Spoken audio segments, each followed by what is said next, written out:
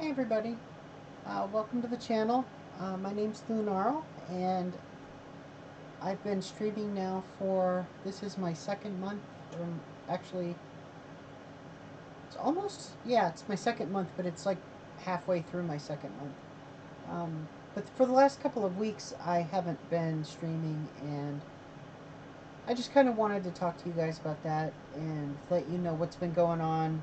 I haven't really taken a break so much as I've just been going through quite a few different things, all just kind of happening at the same time. So I just kind of want to talk about that, and I'm going to go over some of the games in my library and just kind of go down the list of some of the games I've played and talk about like my experiences with different games. And we're just going to keep this very casual, but it's going to be kind of an intimate stream, and you're going to get to know a little bit more about me, about why I created the channel, about what I want to do with it, um, different experiences I've had in gaming, and other stuff just kind of off the cuff. I don't have anything prepared, so usually when I do these streams, I try to have some kind of format that I want to follow. I kind of have a rough outline of how I want to do it, and if I'm doing like a review, sometimes I write like a short synopsis of basic information on the game, like, you know, who developed it, what studio produced it, when it was released, if there's any reviews, what the public's been saying about the game, and you know, and then everything else is basically just as you see it. I'm reacting and commenting on what I see. But for this, I just kind of wanted to do a sit down, get to know ya kind of chat. And like I said, for the last couple of weeks, I've had a lot going on. I had some health issues, and then we had an issue with the internet completely going down. Apparently, a squirrel had chewed through one of the lines down on the highway from the house, and it damaged the line enough to where like the signal was intermittent.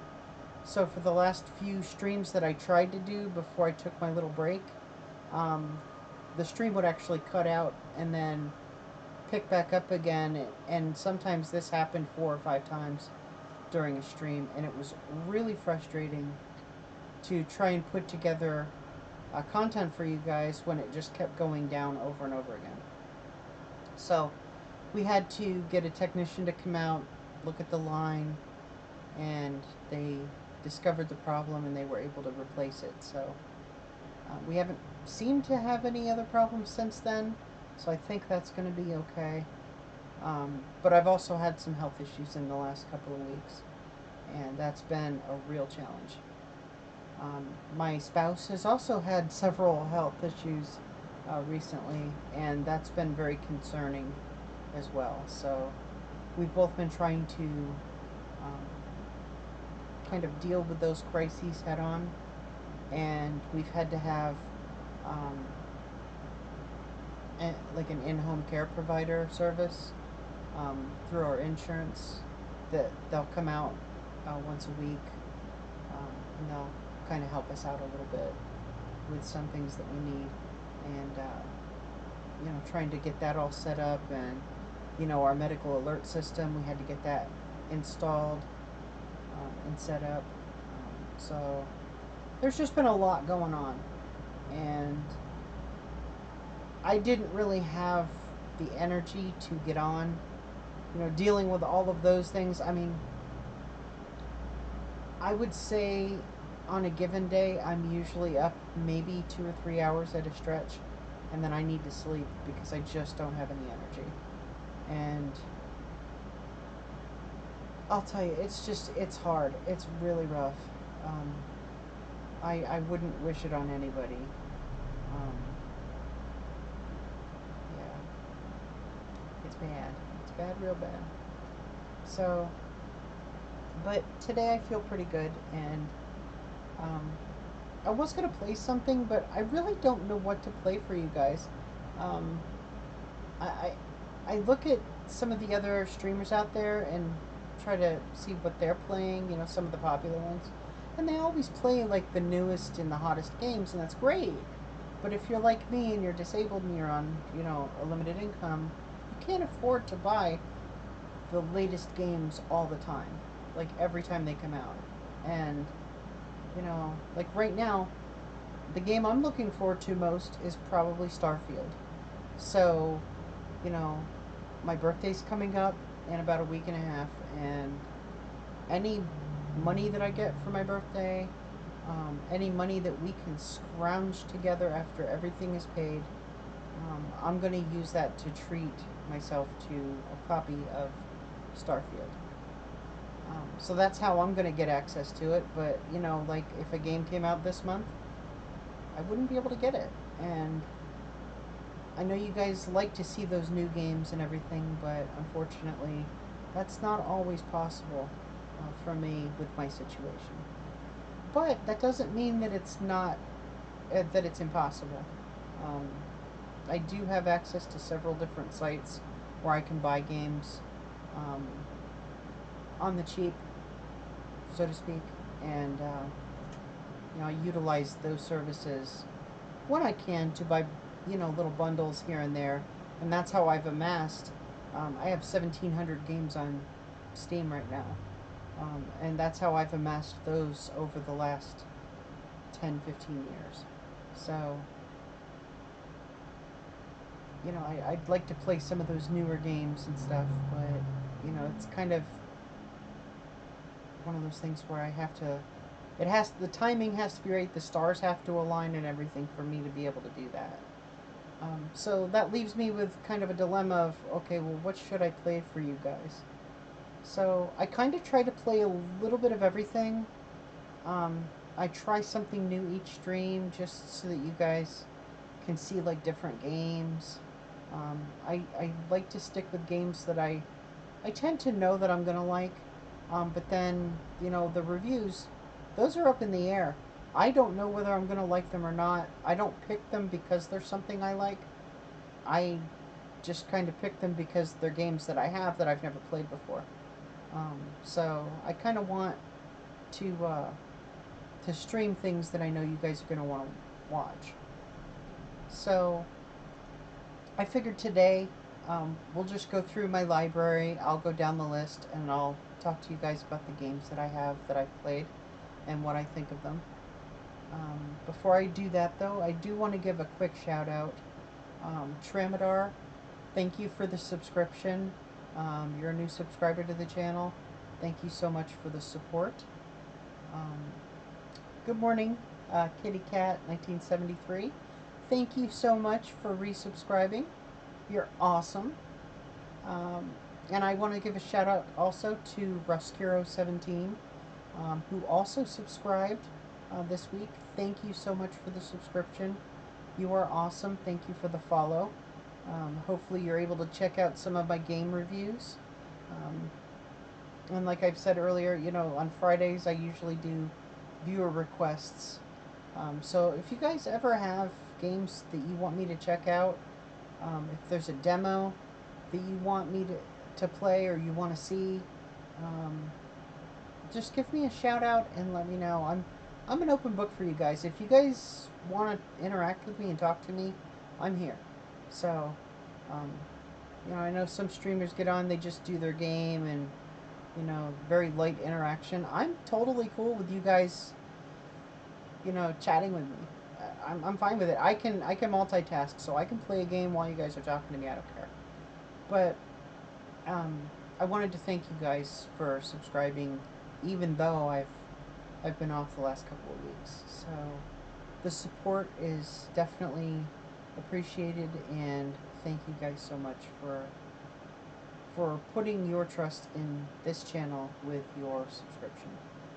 So with that said, I'm going to jump over to my Steam library, and we're going to go down the list of the different games that I have, and we're going to kind of touch base on some of the ones I've played, or if it's like a game that's a part of a series of games, I'll talk about the games that I've played in that series.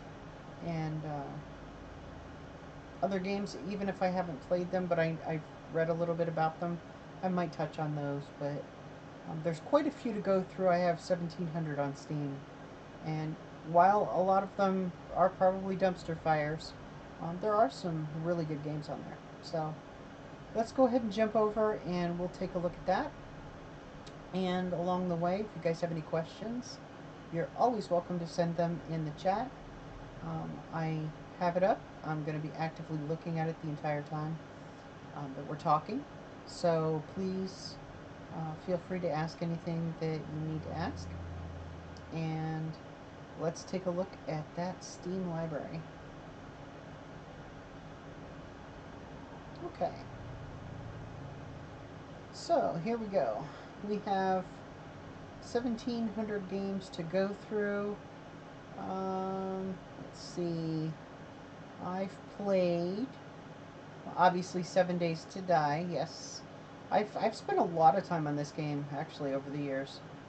449.1 hours. The last time I played it was back on the 20th of April.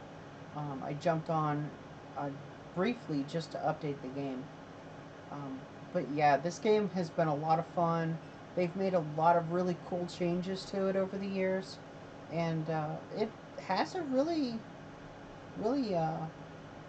big fan base, actually. I mean, there's a lot of people that just love this game, and I've been playing it since it was first released in alpha. Like, I don't even know how many years ago it came out, but yeah, it's been a lot of fun to play. We used to have a private server.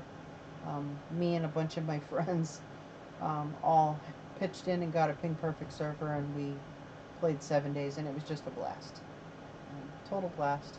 And I like the fact that there's a lot of extensions that you can use with 7 Days to Die that allow viewers to just cause absolute mayhem in the game.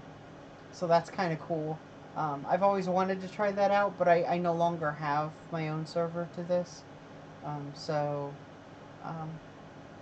If any of you guys out there have 7 Days to Die and you want to play with others and you're looking for somebody to play with, hit me up. I'll join your server, and you know, as long as you don't mind me streaming once in a while, I'll join your server and we can play 7 Days to Die together, and you know, we'll turn it on so that viewers can spawn zombie hordes on top of us, and we'll have a lot of fun.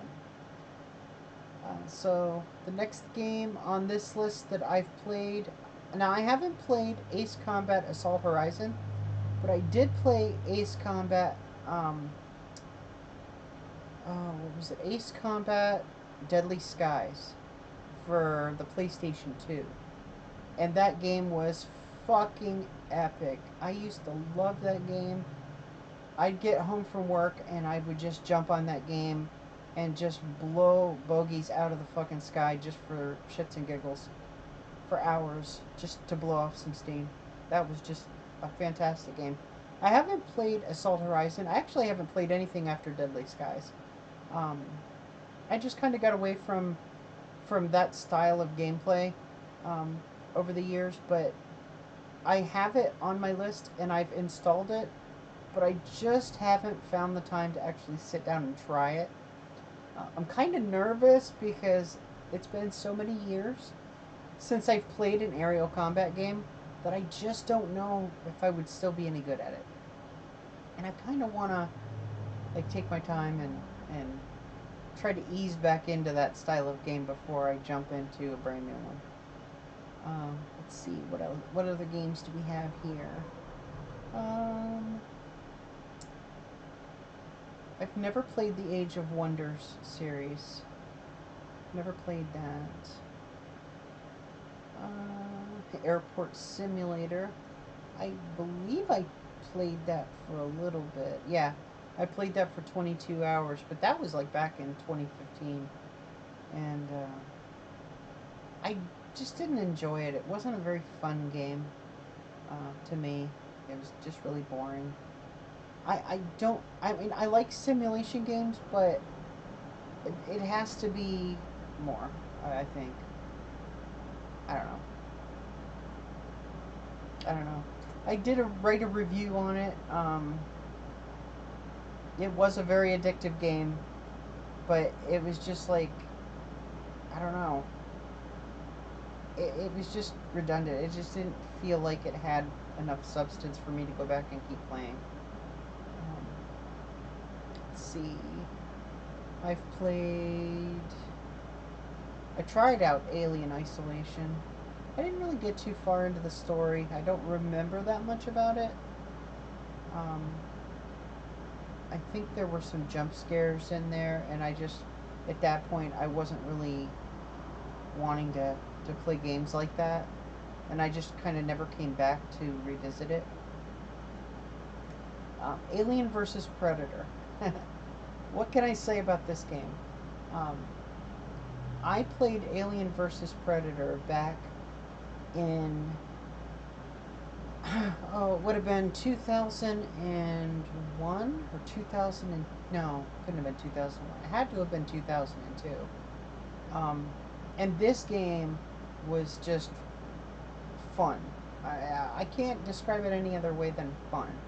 I sat in the dark at night, like 3 in the morning, pitch dark in the house, and I'm sitting there playing this game, and I'm playing as like the Predator, and I'm shooting shit from across the map using my infrared. And I just remember like getting these pin perfect shots using the infrared, and it was fucking awesome. So um, I haven't been back to play this game in years. I probably haven't played this game since 2002. But I did beat it as a human, I beat it as the Predator, and I beat it as the alien. And it was just a lot of fun.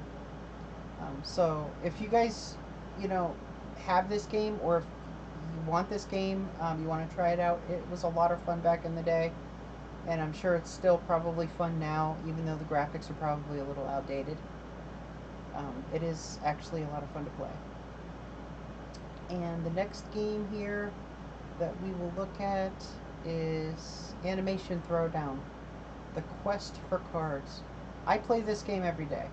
Um, I do my daily challenges, and it's kind of, it's not like a very immersive game, but I just find it fun to collect cards and then build combos. And some of the combos are raunchy. I mean, you guys have seen these shows, you know, King of the Hill, um, Bob's Burgers, Family Guy, American Dad.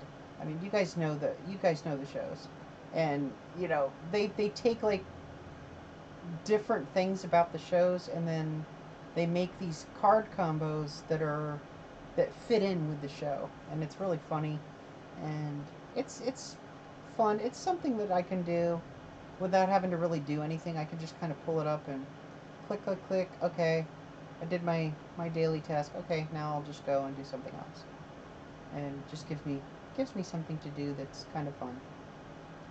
Arcade, I was doing a series on Arcade when I first started streaming, and Arcade was the server I was playing on was dead.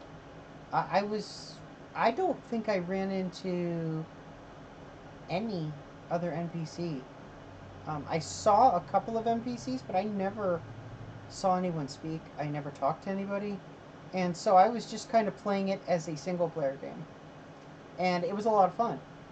But then they did a server migration, and they forced um, my dead server into like a populated server. And I started reading some of the reviews that other people had written, because I wrote a pretty good review for it. It was fun.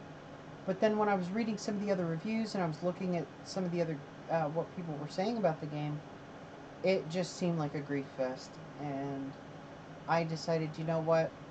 I had a lot of fun playing this game when it was just me and I didn't have to deal with other people's crap. And I didn't want to taint that experience by playing it on a populated server after the merger. So I just kind of never went back to it, which is sad. But then I found out they're coming out with Arcade 2, so it's kind of cool. I mean, I might give it a try. It really just depends on whether it's going to be a grief fest or not. Whether I give that a try. Ark Survival Evolved. This game, I don't know how to put this, but this game is fun as hell and irritating as fuck at the same time. We had our own Ping Perfect server for this game, and a group of us would play it all the time, and it was just a blast. We had to wait. I had a blast for it. You can't wait for AA2, ArcH 2. Yeah, expiration date. I'm gonna give it a try, I think, when it comes out, but I don't know. I'm really hoping everybody that I game with, I talked to them about ArcH, and they all had the same comments that it's just a grief fest, that my experience was not the traditional experience because I played it on a dead server, and if you play it on a populated server, it's just a complete grief fest. And I think that would ruin the experience for me. I had a blast with ArcH when I didn't have to deal with griefing. It was fun. The story was interesting. I was, just immersed in it. I had a lot of fun with it. Yeah, I don't really... If I wanted to deal with toxic people, I'd interact with my family. That's kind of how I look at it. And I don't, so... Yeah, even if you try to keep... That's the problem, you can't keep to yourself in a game with toxic people. Because there are just a certain group of people that they go out of their way to fuck with anyone and everyone they can. Especially people that are actively trying to stay under the radar. Those are the people they hone in on. And that, to me, that's just no fun. It's never been any fun. I don't find enjoyment in that. Even when I used to do PvP back in the day, I didn't do that kind of PvP, I'd go to the battlegrounds, I'd go to PvP areas, and we would do our thing, and, but it was always, I'm always more into the honorable PvP, honorable combat.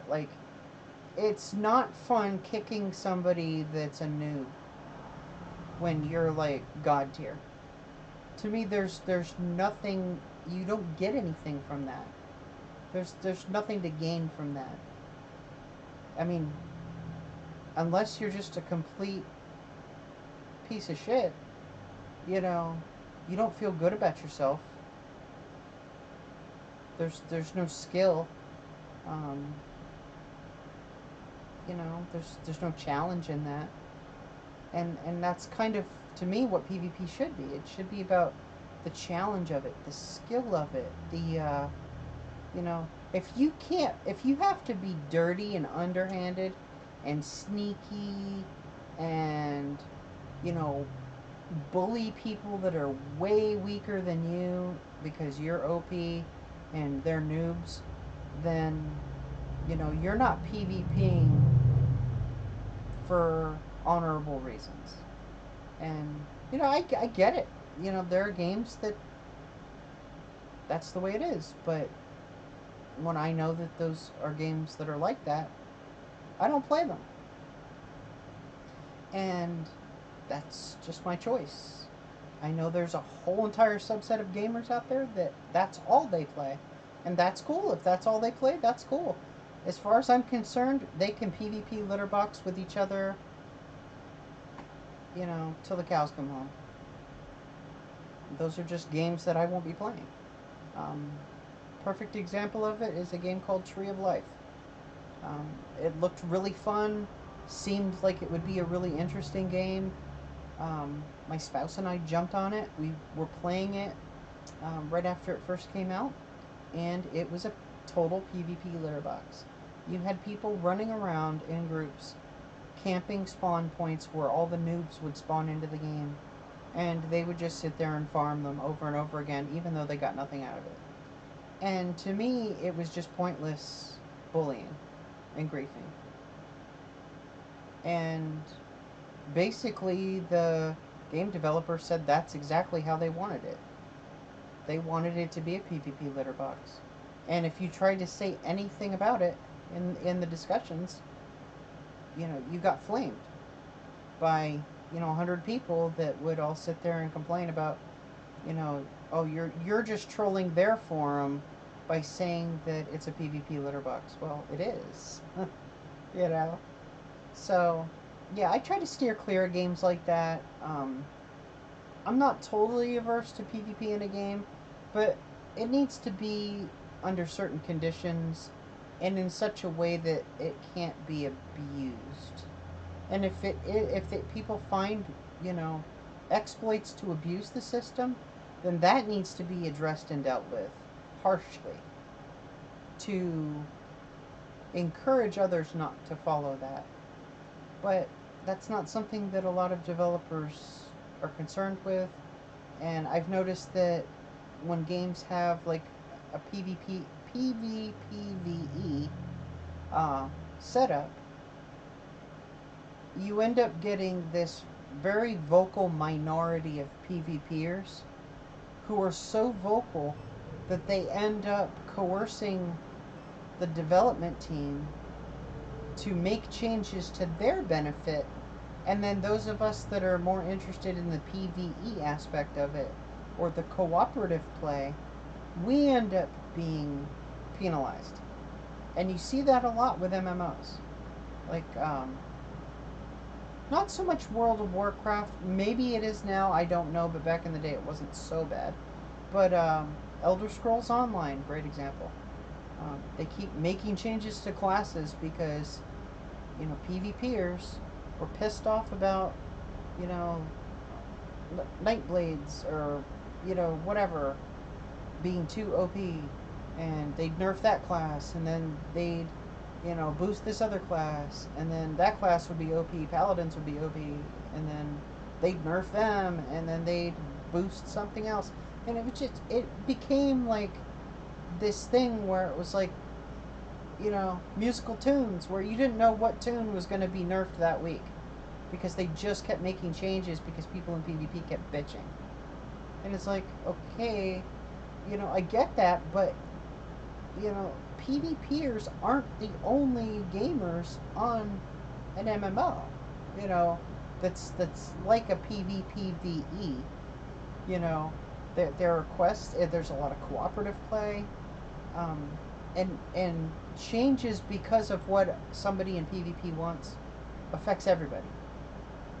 And a lot of the developers just don't take that into account when they start making changes to characters, and it really aggravates the rest of us who invest our time and energy into building a tune and decking them out with the gear that we want them to have, only to have it nerfed because somebody in PvP, got a hair up their ass because they don't like Templars. Okay, well, sorry you don't like Templars, but,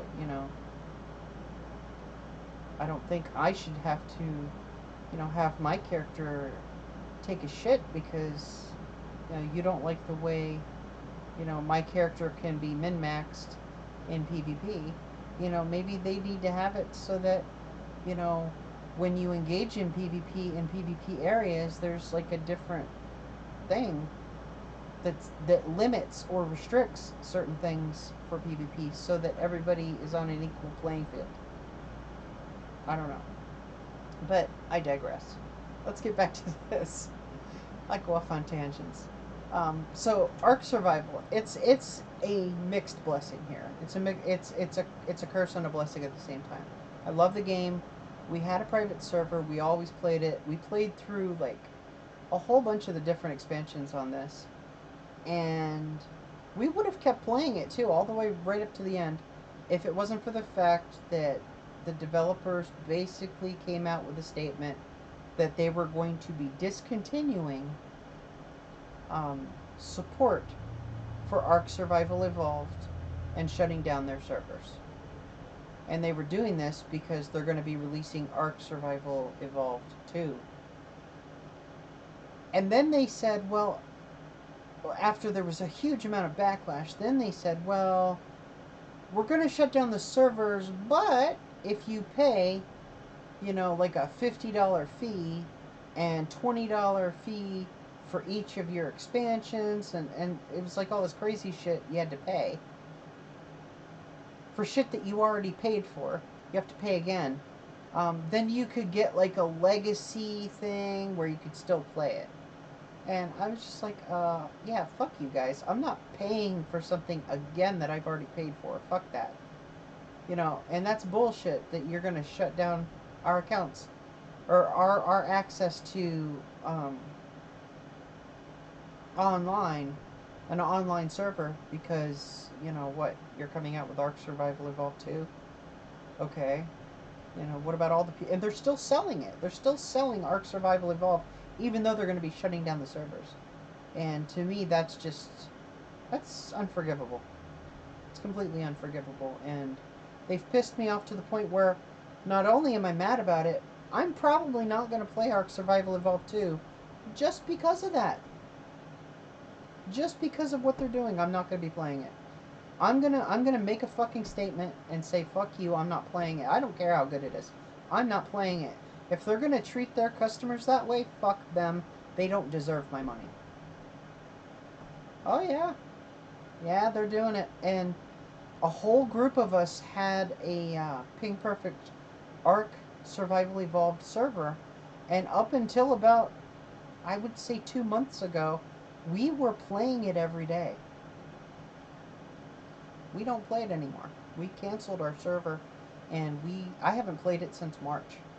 So, which kind of sucks because I had gotten through a bunch of the expansions. I did, let's see, I did Scorched Earth, Aberration,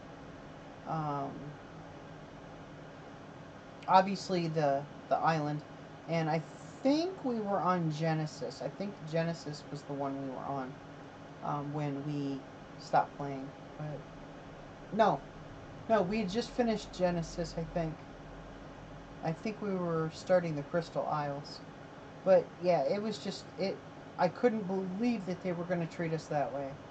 And try to make us pay for what we had already paid for. Yeah, bullshit. Bullshit. So, let's see what other games we have here. I have Arma 2, a bunch of the Arma 2 DLCs, and Arma 3. Now, I haven't played those ones, but I did play the original Arma. Of course, I didn't beat it. I just played it a little bit. It was kind of fun, but I was in the service, and I think that's kind of why I wanted to play it originally. Was I just thought, oh, this is kind of a cool game and a little bit nostalgic to see some of the weapons that I worked around and utilized. So I thought that was kind of fun. But it wasn't really something that I was interested in. It was more just kind of a nostalgia thing. Armello, this was a weird game. I don't know. The turn-based games are kind of hit and miss for me. I don't know what to say about it. I didn't really like it. From what I remember of the game, it just seemed really bizarre. There wasn't. It didn't seem like there was a whole lot of story to it, and that's kind of what draws me to games. Is I like story-driven games. I like games that capture my imagination or make me feel something for the characters. Like if I feel invested in some way, I want to learn more about what's happening, what's going on with this, who are these people, are they going to make it through whatever dilemma they're going through. That's what draws me in on a game. Games that don't have that have to make up for that in some other way by either challenging me in ways that I enjoy being challenged, or providing me with some kind of experience that I otherwise wouldn't get. Um, and this game just didn't really do any of that for me. It just felt kind of like, okay, yeah, just kind of a weird turn-based strategy game with strange characters, and it didn't really make a lot of sense to me. And I don't know. Maybe it's just me, but I didn't really like Armello that much. Let's see what other games we have here. I don't know if you guys can read all of these games on my list. I have so many games I haven't even played yet. So many games on here that I've wanted to try out. Oh, here we go. The Back to the Future episodes 1 through 5. This was a lot of fun. I'm a huge Back to the Future fan. I've loved this movie ever since the first one came out back in the 80s when I was a kid. I watched it on HBO, and I just thought it was the best movie I'd ever seen at the time. And it's still one of my all-time favorites. And seeing the game take place after the events of the original trilogy, you know, it just was really, it was really interesting what they did with it. And I like how there are a lot of Easter eggs from the movies in the game, in each of the episodes. And it was nice how they put it all together. So if you guys like the Telltale games, or you know, games of that style, or you're fans of Back to the Future, check out Back to the Future episodes 1 through 5. It's a lot of fun. Definitely a lot of fun. Baldur's Gate 3. I picked this game up last year. My brother-in-law wanted us all to play together, and I bought the game. My spouse bought the game. Some of our friends bought the game, and we all played. And it was a lot of fun. I mean, it's very detailed. It's obviously very D&D, but it wasn't completed. And you could only play up to, I believe, level 5. And I found that to be very frustrating, considering that the game was like $60 when it came out, and you could only go up to level 5. And there wasn't a whole lot you could do. I mean, there was a few quests you could do, and there's a little bit of the map that you could explore, but it really wasn't, there wasn't a whole lot of comprehensive content back then. And it kind of pissed me off that the price was so high for such little content. So I kind of never went back to see, you know, what else they've added or what they've changed. At some point, maybe after it stops being like in alpha, I might go back and actually give it a thorough playthrough, because it is fun. It looks amazing. It's interesting, and yeah. I played the original Baldur's Gate back in the day, and I totally loved it. So definitely might go back to it after they finally come out with like a lot of content to make it worthwhile. Let's see, what else do we got here? The original Bard's Tale. Yes, I've played that. It's been, oh my god, it's been probably, so I would say at least 20 years. At least 20 years since I played the Bard's Tale. Maybe even longer than that. And it was a lot of fun. I still like to go on YouTube every once in a while and find the drinking song from the Bard's Tale. The beer. Um, let's see, what else do we got? Okay, yeah, here's a couple of games that are just absolute. I wasn't sure how I was going to feel about it when it came out. I'm, I don't know how to put this.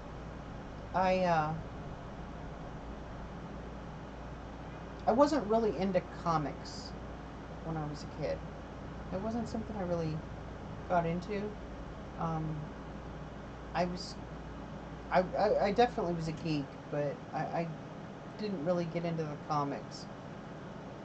I think comics back in like the 80s and 90s were geared more for boys, so that's probably why I didn't really get into them.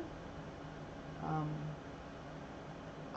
but I do know some of the kids that I used to game with that they were into comics.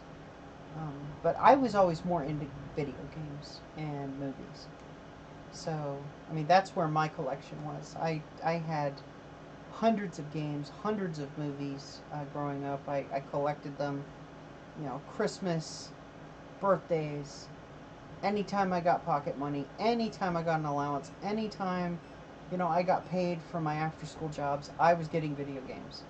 And I would have a mountain of games or movies. And that was kind of my thing, and I know other people do that with comic books. So I never really got into the whole Batman and Superman. I watched the movies. I remember when Michael Keaton played Batman, I thought it was fucking awesome. Um, Christopher Reeve and his Superman movies, loved them growing up. But I just never really got into it that much, other than the movies. So when this came out, this was back before Arkham Asylum came out before, like, the Marvel universe and the DC universe, you know, the movies and stuff. So I didn't really know if I was going to like it. And I picked this game up originally for the PlayStation 3. And I found it wildly addictive. It it's not really open world, which is kind of what I tend to go for, but the story was like really intense. And you know, you start off going into Arkham Asylum, you're taking the Joker in, you caught him, I guess that's for like the millionth time, you've caught him, and you take him in, and then he fucking escapes in the jail. He fucking escapes, you know, there. And then you're like, you're in there, and you know, you're caught up in all this, and it was just like, wow, okay, what the fuck. And there was a lot of little Easter eggs in there about like Batman that I didn't know because I never read the comics. And I was just like, wow, this is really fucking cool. You know, I mean, there's a lot of detail in this game. And I was just like blown away by it. So I played it on the PlayStation 3, beat it, had a great time. And then they came out with the Game of the Year edition for Steam. And I was like, oh, I gotta have that. I gotta have that. So I got it. And again, I sat down and I played through. And as you can see, I unlocked all the achievements for it. I had a blast. It was just a ton of fun. And then Arkham City came out after that. And again, I played that. I actually didn't finish it. I was doing a playthrough where I was trying to get some of the achievements. I got like 20 out of 64 achievements. And I'm about, I would say, 80% of the way through the game. But then I started, this was back in December of last year when the last time I played it. Um, that was right around Christmas. You know, I stopped playing it because that's when I started playing all the games I got for Christmas. So I kind of got sidetracked with that, but I'm definitely going to go back and finish this game. Um, but the story was kind of interesting. It wasn't quite as captivating as Arkham Asylum. Arkham Asylum, I thought, was very lore heavy, but Arkham City just kind of I don't know. It's a continuation of Arkham Asylum, but it didn't really capture my attention the same way. It's still fun. It's still a fun game. Of course, I haven't played Arkham Origins or Arkham Knight yet. Um, I was waiting to play those after I beat Arkham City. I like to try to play games in sequence without skipping ahead too much. I don't want to. And sometimes, if I haven't played a game in a long time, I'll go back and play it from the beginning just to refresh myself. Like, if I don't play Arkham City and finish it soon, like within the next few months, instead of going back and playing Arkham City again, I'll start with Arkham Asylum if I wait too long, so that I can be fresh on the story going into Arkham City and stay fresh, going all the way through the series. That's kind of how I like to game. Because, like I said, I'm a very story-driven player. I enjoy immersing myself in the story. And I've never played Arkham VR, but I do have it, and I do have an Oculus, or I guess they call them MetaQuests, MetaQuest 2. So I'm probably going to have to give this a try, but I haven't tried it yet. So, let's see, the next game on our list that I've played, Beat Saber. Yes, this is my go-to game whenever I do any kind of exercise. I like this game. I can hook myself up to the MetaQuest 2 and jam out to some of my favorite tunes. I have a couple of different music packs that I bought, but some of the best ones to play I found are Boulevard of Broken Dreams by Green Day. Radioactive is another fun song by Imagine Dragons, and it's a lot of fun. And they actually have an extension here on Twitch where I can share like my Beat Saber stats and all that stuff with you guys. So if I ever decide to get on VR on a stream one of these days, I might have to add that extension on so you guys can kind of see that information. So let's see what other games here. Bejeweled 3, yeah, that's kind of a fun little time waster. I haven't played it in years, but it's just a fun little, one of those fun little time wasters. It's a port from like a mobile game, but it was kind of fun. Something to do. Let's see. Beyond Two Souls. I've beaten this game on the PlayStation 3. The story was fucking excellent. Elliot Page plays one of the characters. It's just absolutely amazing. I would definitely recommend this game if you like story-driven RPGs. It's just a blast. It's totally a blast. The Binding of Isaac. I played this game a little bit. I had a really hard time getting into it.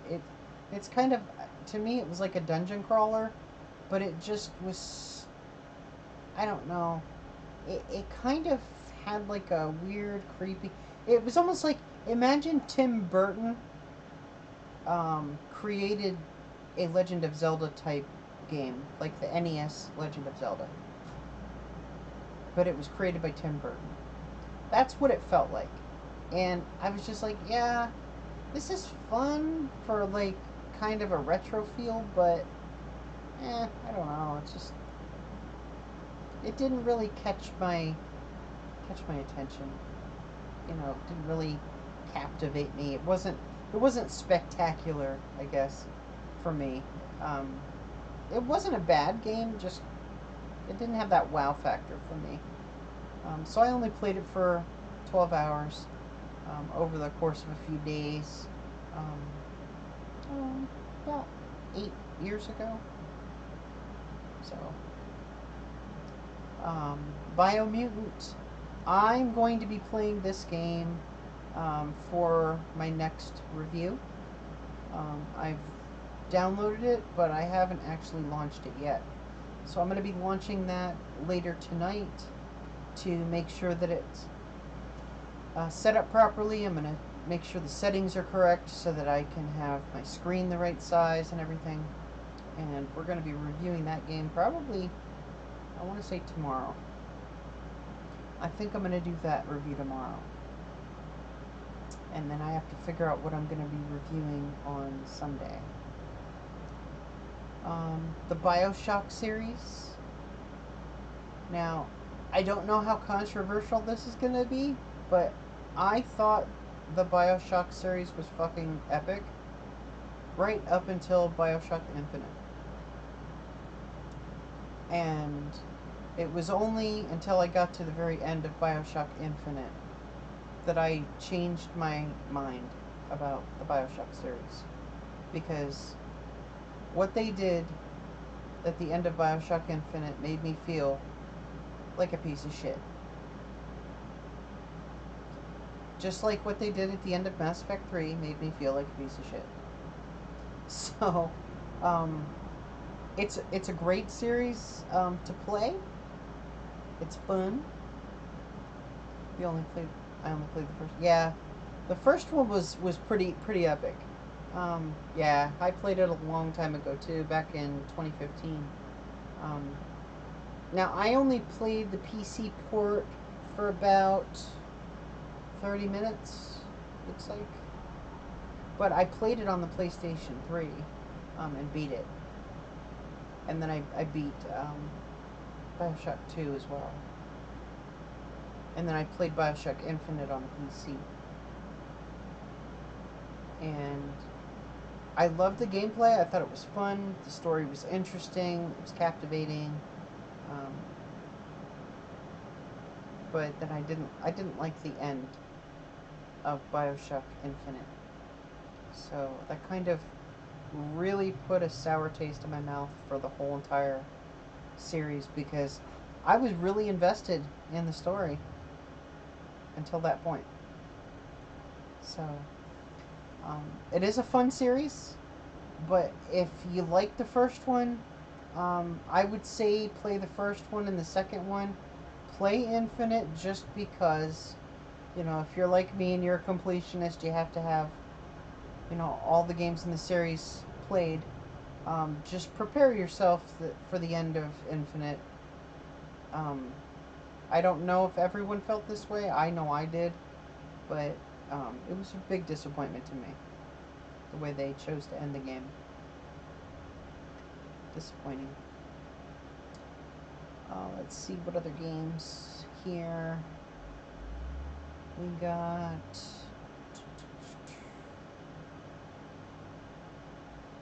Blue Coats North versus South. Let's see. Expiration date said, yeah, that's why I don't play shit, because I want to play the first ones till I play the ones I actually want. Yeah, exactly. That's what I do. But I think that's part of whatever my autism is. It's like I can't just jump into, okay, well, Bioshock Infinite, I'm gonna play that. Well, no, I gotta play Bioshock, then I gotta play Bioshock 2, then I can play Infinite. Otherwise, I don't know, it just feels wrong to play. It feels wrong to play them out of sequence, you know? Like, you feel like you're missing something, or you feel like, you know, you're missing some kind of context when you're playing. You feel like you're kind of out of place. But if you start playing it from the very beginning, like the very first one, and then you play the second one, then you play Infinite, you're like, okay, I'm following the natural progression of the story. It makes sense. People say it doesn't matter. I can't listen to. I know, yeah, people say that, but you know, I mean, there's people out there that they're happy just watching Beverly Hills Cop 2, and they don't need to see the first one, you know. I mean, yeah, it was epic, but you know, I can't watch Beverly Hills Cop 2 unless I watch Beverly Hills Cop 1 first, because I got to watch the first one, then I can watch the second one, and I'm watching it in progression, and it makes me feel comfortable. I feel like my world is ordered in the way that it should be, you know? And I don't know if that's because I'm a gamer or I have autism. I don't know why, but it just feels weird if I don't do that. So I'm glad. Yeah, yeah, exactly. And even though I've seen it a million times or played it a million times, and I know exactly what's going to happen, and I can recite it word for word, I have to watch it anyway, because I will feel like I missed out on something, or I will feel like I don't know, it just doesn't feel right. Something doesn't feel right. I'm glad you understand that. I feel like an alien sometimes because I'll tell people that, and they just kind of give me that look, you know? People give you that look like, okay, you're weird. And I'm just thinking to myself, how can you not play it from the first one? Like, how can you not do that? Like, to me, that's weird, you know?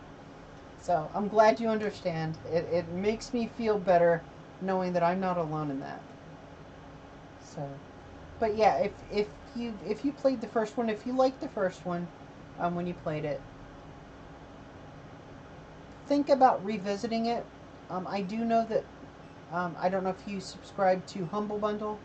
Um, it's pretty fairly priced, and it's hit or miss on whether or not you'll end up getting a decent game every month. But they do give you good games every once in a while, and I picked up some Bioshock games that way, and it wasn't that much. So, um, yeah, I wouldn't pay full price for Bioshock Infinite, but obviously, if you're like me, you can't just play Bioshock 1 and 2, you have to have the whole series, right? You used to use Humble Bundle. You buy random games for 10 cents, yeah. It's not like it's not like that now. They're not 10 cents anymore. They're like 15 bucks for a bundle. But I mean, you there sometimes they do have good bundles. Sometimes they have good bundles. Um, they do have a subscription thing as well, and but they tell you like ahead of time what's coming out the next month. So, and sometimes it's nothing but dumpster fires, and other times they have some pretty good games. Like, I picked up an extra copy of Mass Effect Legendary Edition, which has 1, 2, and 3, with all DLCs, as part of the Humble Bundle's Choice subscription. I got a copy of that, and then I was able to use that as a giveaway on my Steam group, and looking back, I kind of wish I would have held on to that key because I could have used it for you guys, as a giveaway. But sometimes there are games like that, and then other times, it might be a game like I don't know, whatever this game is, Blades of Time, or I don't know, Blue Fire, just or sometimes it's just a shitty the Book of Unwritten Tales too. I don't know any of those games, but those are the types of games that there's it's a lot of filler basically. They put a lot of filler in, and every once in a while they throw in a couple of decent games. They had Death Stranding the other month. Um, Biomutant, I got that through Humble Bundle. Um, yeah, so I mean it's worth checking out. You wish every game played on console before PC to transfer all the achievements. I know. Oh my god. I'm so pissed because I have a PlayStation account. I don't own a PlayStation anymore. I used to. Um, I sold my PS4 during the pandemic. I just. It's hard because I started out as a console gamer. When I started gaming, it was the early 80s. I was, a, basically a toddler.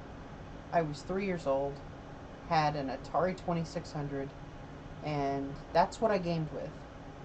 And then I got the NES, and then I got a Super NES, and then I got a PlayStation, PlayStation 2,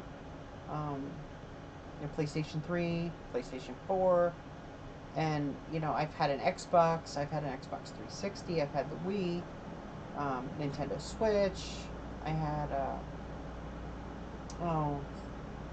the PlayStation, I can't remember what it's called. The handheld console, the Vita, PlayStation Vita, Game Boy Color, um, TRS-80. I had a TRS-80 back in the day. So I've had like all these different consoles, and that's how I got my start in gaming, was console gaming. So I have a very strong affinity for consoles. I love controllers. To me, that's the most natural way to game. But something happened about 10, 15 years ago, and game companies started doing exclusives. And it really turned me off. Then there was this thing where PlayStation was notorious for this. I owned Final Fantasy 7, 8, 9, X, and X2 on 3 different PlayStation consoles because they weren't fucking transferable from one console to the next. They did not have backward compatibility. Now, I did have the PS3 with the emotion chip, but I only had it for a couple of years. And when I got divorced, I lost it. I lost that PlayStation 3. Which sucks, because that PlayStation 3 was backward compatible, and I had the games to play on it. So, the fact that they wanted me to turn around... sorry about that. I guess it did an automatic ad break. I'll hold that thought for a minute, because I want to tell this story, and Expiration Date's been a really loyal fan for a few months, and I really want him to hear this, because this is kind of, I think this will be kind of in his wheelhouse of understanding. So, hopefully the ad won't take very long. Need to stretch. I can't believe I'm getting tired already. I've only been up for 3 hours. So, yeah, backward compatibility issues with the PlayStation have always just goated me. I don't know what their deal is, other than they're just a bunch of greedy bastards. So, yeah. Hopefully the ad is done, I'm hoping. What I was going to say was, Expiration Date, if you could hear me, just just let me know, okay? Okay, thank you. Sorry, it's an automatic thing. I don't control it, so it pops out ads every hour on its own. So, what I was saying was that backward compatibility with PlayStation is just absolutely... It just completely destroyed any loyalty I had for Sony. I did have the PlayStation 3 with the emotion chip, got a divorce shortly after, and then lost that in the divorce. Hey, I'm not going to complain. I don't even want to go into that whole situation. I'm not going to complain. I got a lot more out of it. But the fact that, I had to buy a PlayStation 3 that didn't have that emotion chip, and then I couldn't play all of those games. I had to buy all of my Final Fantasy games for the PlayStation 3 all over again, even though I own them on the PlayStation 2. Then, when I got the PlayStation 4, I had to buy them all over again for the PlayStation 4. And I was just pissed. I'm like, why the fuck should I have to pay for these same games just because I got the next generation console? That's bullshit. I've bought these games. I should be able to play these games on your shit. And the fact that they wanted to be greedy cocksuckers and do that to us pissed me off. So I just decided, you know what? I'm not getting a PlayStation 5 because I'm not going to turn around and buy all these games that I already have for the PlayStation 4 all over again for the PlayStation 5. So I didn't get a PS5. And, you know, unfortunately, that kind of fucked me because one of my favorite games of all time was Horizon Zero Dawn. And that was an exclusive. And it just really chapped my ass. So, I mean, there's that. But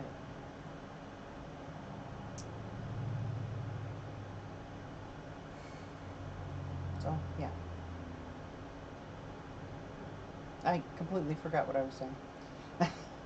um, Blue coats, North. Blue coat. That's what I was gonna say. Blue coats, North versus South. This was originally on the NES, I believe. I'm thinking this was the same game. It was just called North versus South, but they've like updated it with better graphics. But it's basically the same game as the NES, North versus South, and I've played that before. I have not played Boogeyman, but I did install it. I think I was gonna do I'm trying to think. I think this was one of the games I was thinking about doing a review on. Okay, let's see what other. Okay. Now let me lose a whole bunch of followers here with this opinion, but Borderlands. I didn't like it. I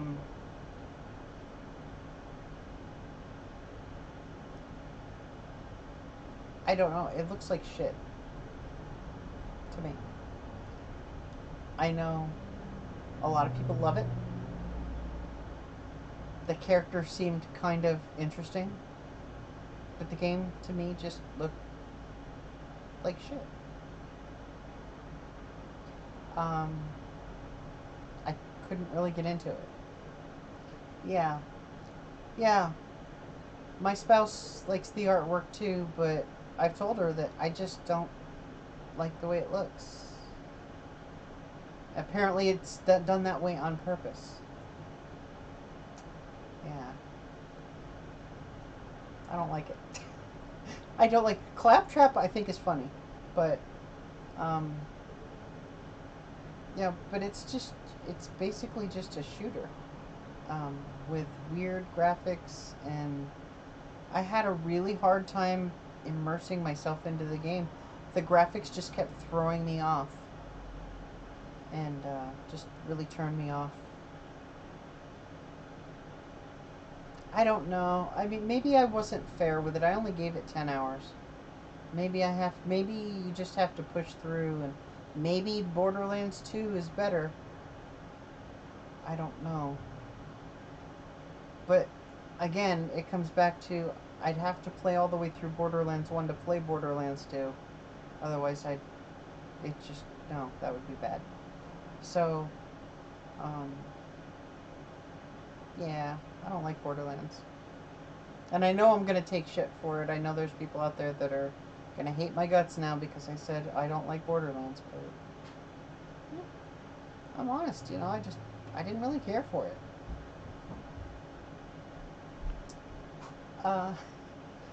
Let's see. What other games have I played here? Bully Scholarship Edition. Yep, I played that. I played that on the PlayStation 2 back in the day, or maybe it was the PlayStation 3 back in the day. It was kind of funny. It was, I don't know. It was different. It kind of reminded me of like Grand Theft Auto, but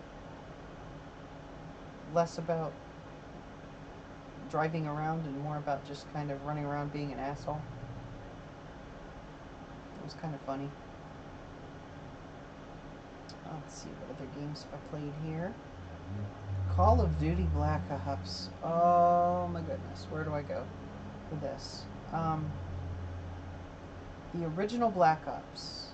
I played this on the PlayStation 3 way back in the day, and I played it through on the most insane mode that I could, and just completely decimated this game on the PlayStation 3.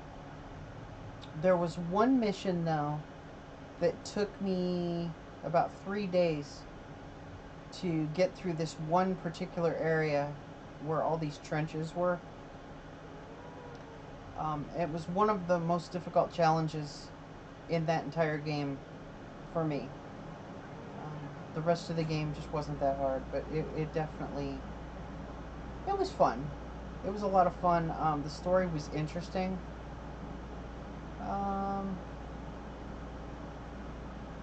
It's pretty standard boilerplate for, you know, Call of Duty games. But they also have a zombie mode, which was a lot of fun. And I never really did that well in it by myself, but I always had fun trying. I haven't played any of the sequels, but I was thinking about maybe one day giving it another try, just so that I can try Black Ops 2. And then after that I'll just play Black Ops 3 to give that a go. But I have played some of the other Call of Duty games. Done anti-Call of Duty, pro Halo only. You know, and that's cool. A lot of people, you know, have strong opinions one way or the other about Call of Duty.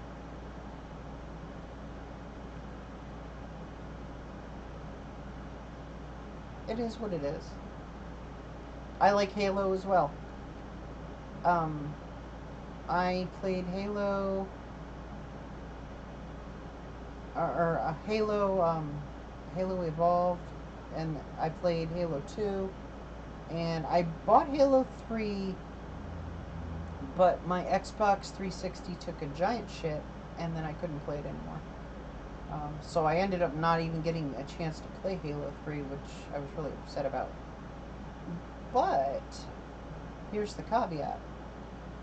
They came out with a bundle, I believe. Let's see, let me scroll down here and look. Getting ahead of myself. Okay, Halo. It should be on here somewhere. Halo, the Master Chief Collection. They came out with a bundle on Steam. It's a PC port of basically, I believe, all the Halos. And at some point, I'm going to have to do a marathon of this shit.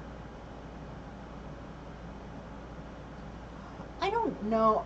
I wouldn't say that you missed out on Call of Duty days. I've never played Call of Duty as a multiplayer game, other than I did try Zombies as multiplayer, and it was kind of fun a little bit.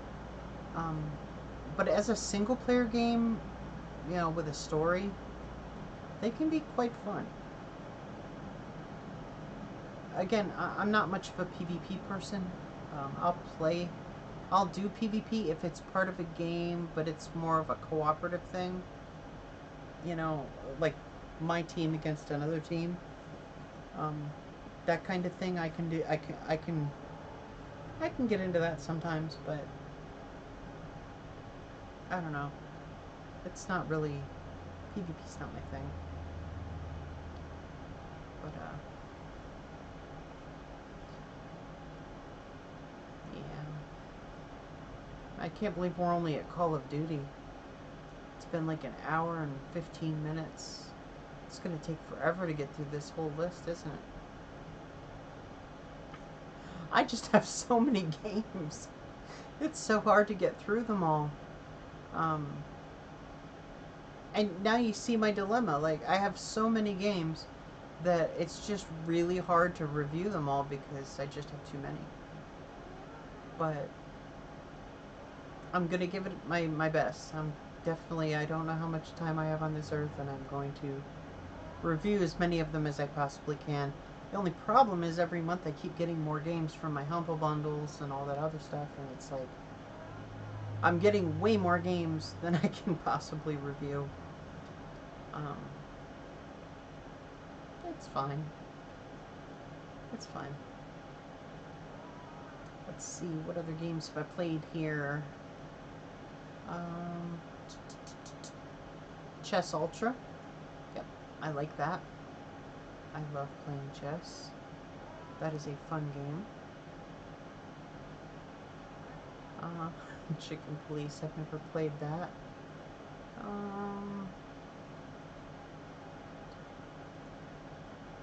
I think I checked out Cities in Motion, but it wasn't really something that interested me. Clue, classic mystery game.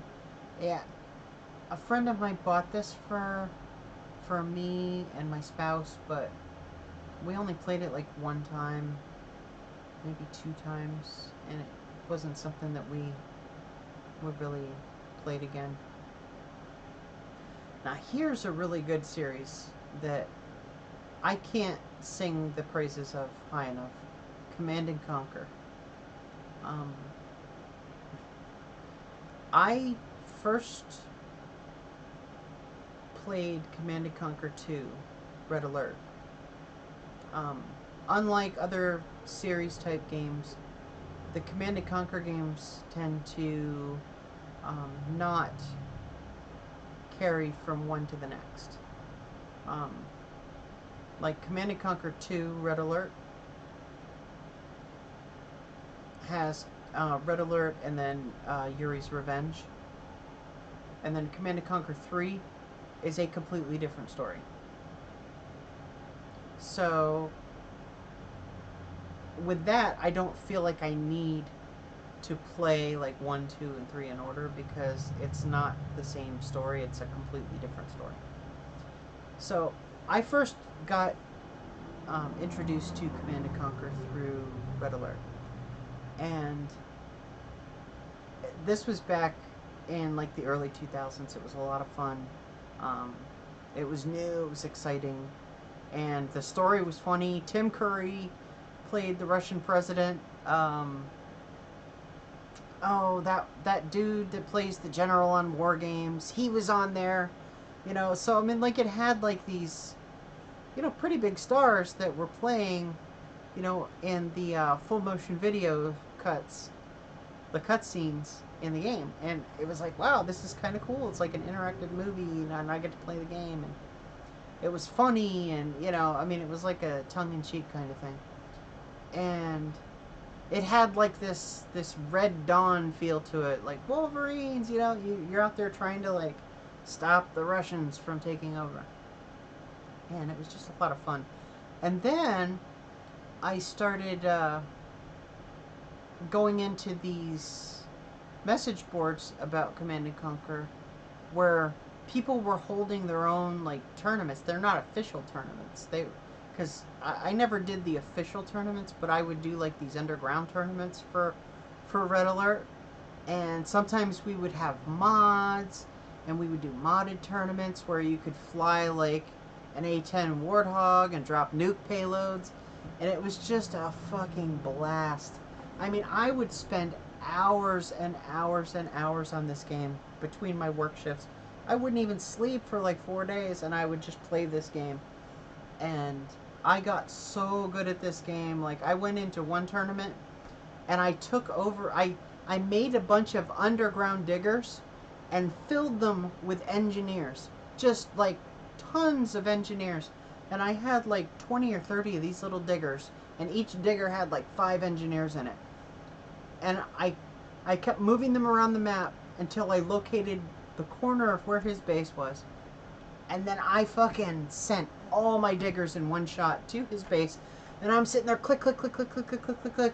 and I'm opening them all up, and I'm sending my engineers into all of his shit. And as he's taking over all the buildings, I'm sitting there selling the buildings off and just dismantling his whole base, you know. And it was just beautiful because this happened within the first 5 minutes of the game. It was just beautiful because I just completely steamrolled it. Pissed him off so much, he just fucking, like, dipped on the whole thing. And I felt very proud of doing that. That was one of my finer moments. That was kind of back when I used to be interested in more competitive gaming. Yeah, it was fun. It was fun. Yes, I am a game hoarder. Yes, I am. I've pretty much always been a game hoarder. Yeah. I remember, it was like first grade, I took into show and tell a box. It was one of those big, huge boxes, and it was just stuffed with Atari 2600 cartridges. There were probably 100 games in there. And I took that in for show and tell because I wanted to show my game collection. And people, the kids just thought I was like weird for having so many games. Couldn't help it. I like games.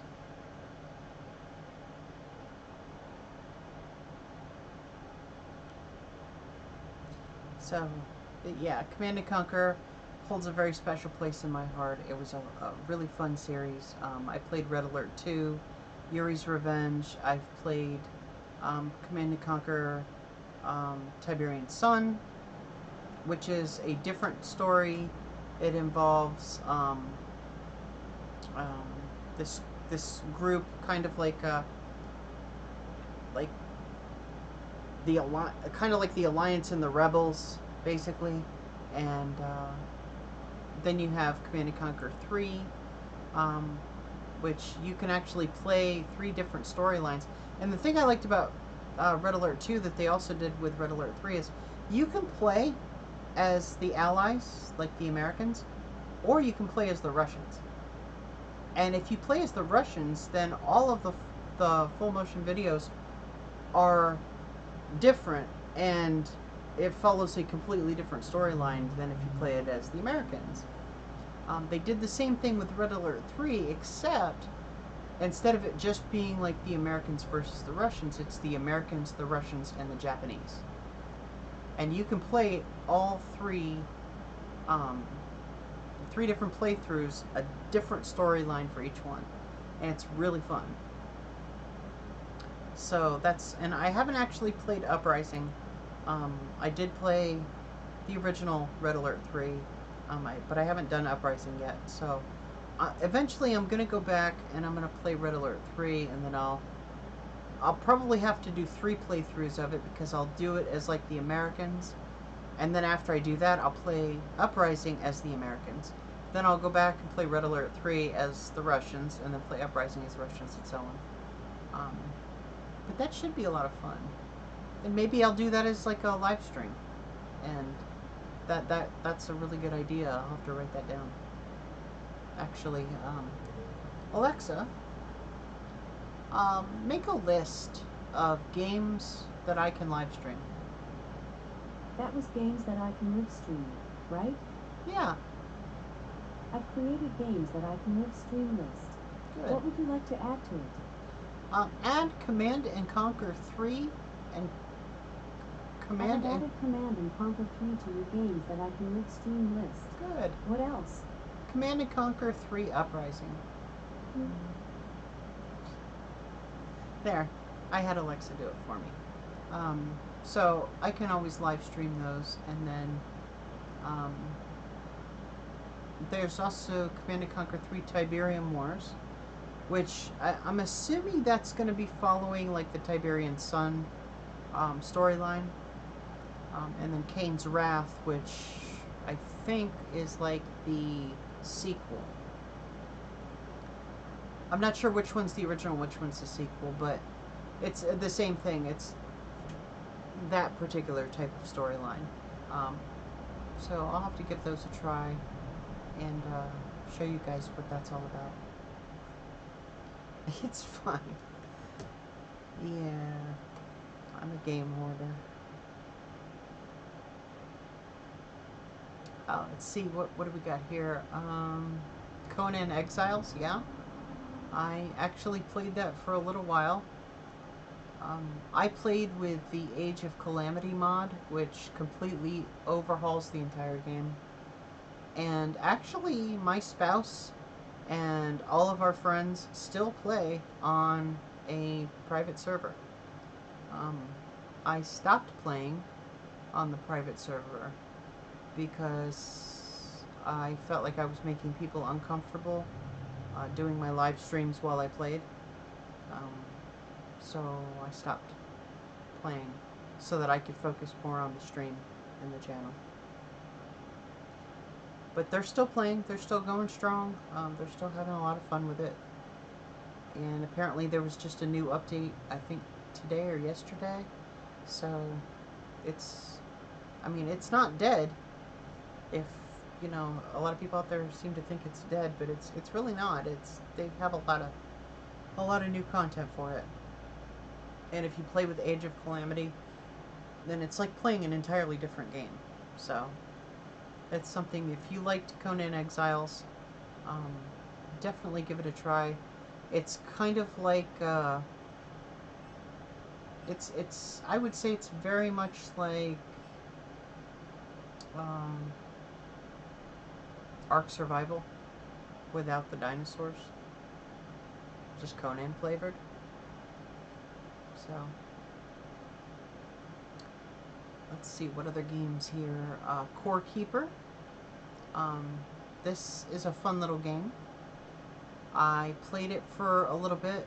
My spouse and I played it with my brother-in-law, and it was kind of fun. It's kind of like a, I would best describe it. Core Keeper is a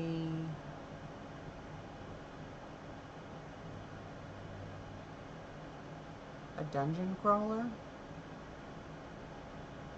but it's kind of like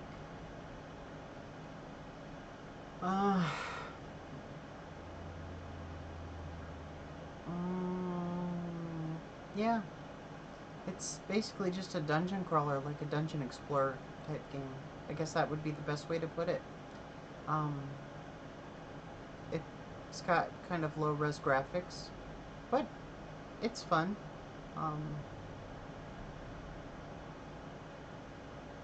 I don't know, it just I kind of got bored with it real quick.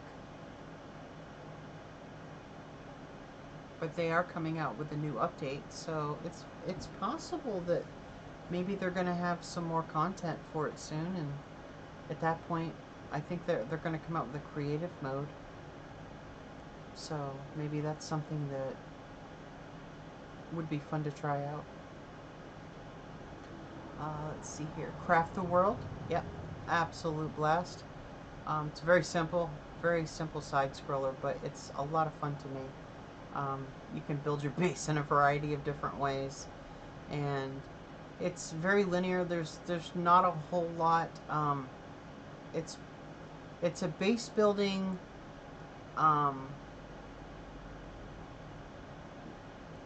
base defense game.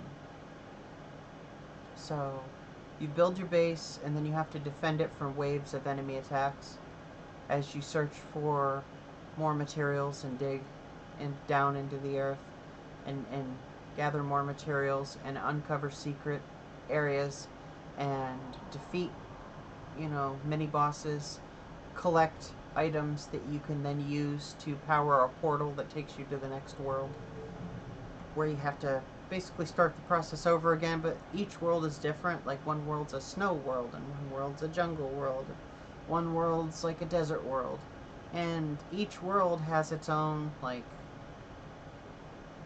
I'm playing right now in an underground world, and it's just really strange. Everything's completely different than normal, and it's a lot tougher. So, but it's fun. Um, it can be challenging, but it's not impossible to beat. It's not too hard, um, and it's fun. Just if you want to waste a few hours, you have nothing better to do, you jump on and play, build your base out a little bit. It's kind of a fun game. Let's see, what else do we got here? Cyberpunk. Yep, that was a fun game. I've actually, I haven't actually beaten this game yet, and I'll tell you why. My spouse and my brother-in-law were talking about the end of the game, and they spoiled it for me.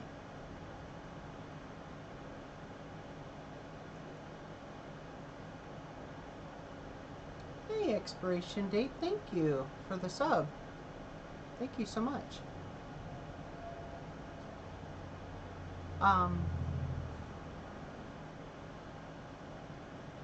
Yeah, it was, because I was like really into the game, and then they spoiled the ending, and it just like, I was so upset that they spoiled it for me that I just like, fuck it, I'm not playing anymore. And then I went back to play it again, and I got up to almost the same point that I had gotten to before, and then I remembered that they had spoiled it for me. And I stopped playing again. I did this like twice, and it's not that it's a bad game, it's a fun game. It's just, I know how it ends, and it really bothers me that I know that. But they've actually made some changes to it, and they came out with some new content, so I think it's something that I'll probably go back to and play again. I think, yeah, I think I'll do that. Because I want to check out this DLC, Phantom Liberty. I think that'll be a lot of fun. Played for like a day. Yeah. Yeah, when it first came out, it had some bugs, though. And I know I played it for a few days, and then we all, like a whole group of us, I have a group of friends, they're actually my spouse, they're her friends. But we all play games together, and we all got Cyberpunk at the same time. We all played at the same time. We all quit at the same time. And then I guess at some point they started going back and playing it again, and then I got back into it and was playing it, and I was playing it right up until October, when the ending got spoiled for me. So, but I do need to go back, because I have 12 out of 44 achievements, so eventually I'm going to have to go back and try to get the rest of those achievements, otherwise it's going to bug me. I always get annoyed when I don't have all the achievements from a game I like. But I don't know anything about Phantom Liberty, and please don't spoil it for me, because I'm looking forward to actually playing that, at least, without being spoiled. Let's see what else we got here. Dark and Light. This game had so much promise. I'm actually really sad about this game. They were going to do so much with it, and it was in alpha testing for years. And it was supposed to be like an epic RPG. They never really got it off the ground, and then they basically just ended the whole game. It's when people spoil things you don't remember. Yeah, my spouse has a very similar thing too.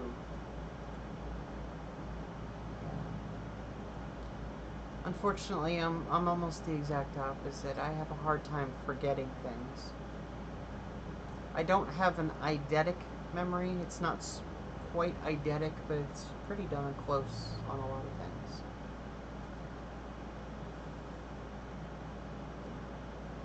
And my memory is actually pretty long. I can actually remember a lot of things from um, early childhood that I should have childhood amnesia with. Like, I remember potty training. Um, I have a lot of childhood memories from around that age that I remember that most people could not remember. Um, I'm finding though that as I move into my mid 40s that my memory about recent events isn't quite. It's not bad, but it's not quite as sharp as it used to be.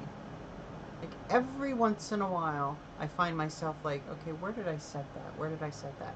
Usually, my spouse says, "Hey, honey, where's the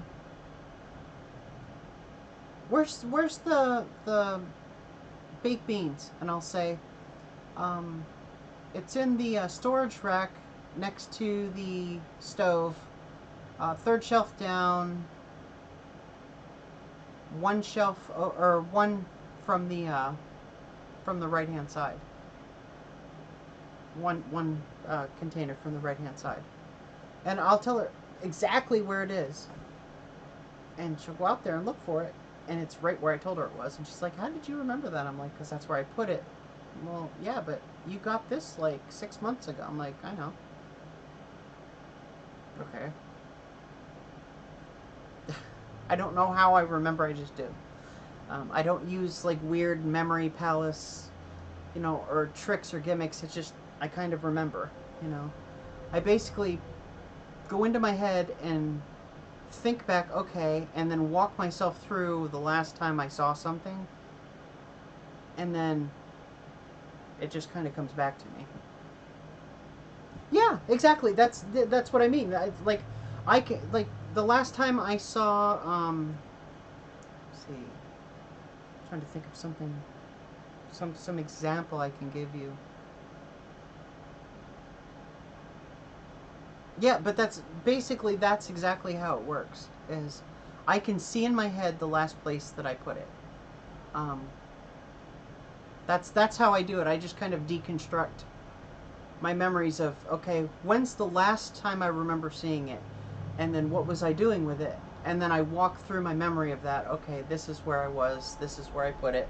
Okay, this is the last time I saw it, and it's almost always where I last saw it. So unless somebody else moves it in the interim and I'm just not paying attention, I'll remember. But I'm finding though, as I get older, sometimes there are things like an appointment, and I'll just space on the day. Like I know I have an appointment coming up um, on the 5th of July, but as far as I know, I don't have any appointments until Monday of next week. But I'm also getting to a point now where I use like my Alexa app and I use other things to kind of help me juggle all that. Whereas 10 years ago, I didn't need any of that stuff. I could just juggle it all in my head. And I could pretty much tell you, at any given time what time of day it was, where, what day of the week, whatever. And now sometimes the days just kind of blend into one another. When I'm sick and I can't get out of bed and I'm just, or, I have a lot of nausea problems and sometimes I throw up a lot. And, so I'll get up at 2 in the morning and I'm throwing up. And then because I have type 2 diabetes, I have to go to the bathroom every few hours. And sometimes I'm up and I'm up and I'm up and I'm up. And then I'm not getting any sleep. All my sleep is very broken. So I'm sleeping for like 16 hours, but it's broken, into these little chunks of an hour here, an hour here, 2 hours here. And when you get that kind of broken sleep, your brain's mush. I mean, your brain is basically a mashed potato. And it's really hard to, like, have that level of clarity of memory when your brain is basically a mashed potato. And it's really hard because I'm so it's I wouldn't say it's hard, it's scary. It's not hard, it's scary. Because the one thing I've always prided myself on was my memory. You know, of all the kids growing up, I was the one that the other kids came to, and they're like, "Hey, what was the cheat code for, you know, Contra? Do you remember that code that gives you like the 30 extra lives?" I'm like, "Yeah, it's up, up, down, down, left, right, BA, start."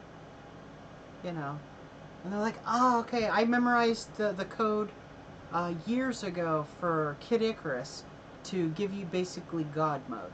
You know, um, I'm the one that, you know, at parties they're like, "Hey, you know, Luna, do that long number," and I'm like, "Oh, you mean 17346732147 Charlie 32789777643 Tango 732 Victor 731178888 732476789764376." That number, and they're like, "Yeah, that one," and everybody's laughing, and they're like, "How do you do it? How do you remember 52 digits?" I'm like, "Well, I don't know. I just do, you know?" It's from an episode of Star Trek The Next Generation, Brothers.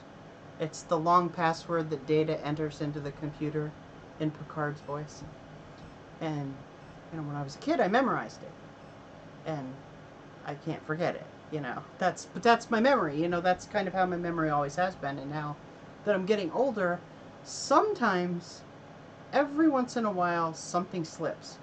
And it scares me because I have, you know, great grandparents that had Alzheimer's, and I'm terrified of ever being in that situation. I watched my great grandmother basically shitting and pissing herself and almost burning her house down and having to be in a hospital. And I don't ever want that. I told my spouse, if I ever get that bad, you need to put me down. I would rather be dead than, no, I'm not gonna, no, I will not go down that road. I won't do it. I'm not gonna live that way. I'm not gonna be a complete burden on everyone. I won't do it. You know, I'm the one that takes care of my family. You know, my spouse is awesome and you know, such a fighter, but you know, they've been through a lot, and I need to take care of them. And if I ever get to the point where I can't, it's going to be a very dark day. So, you know, even with all my health problems and everything, I'm always trying to take care of my family. That's all I have.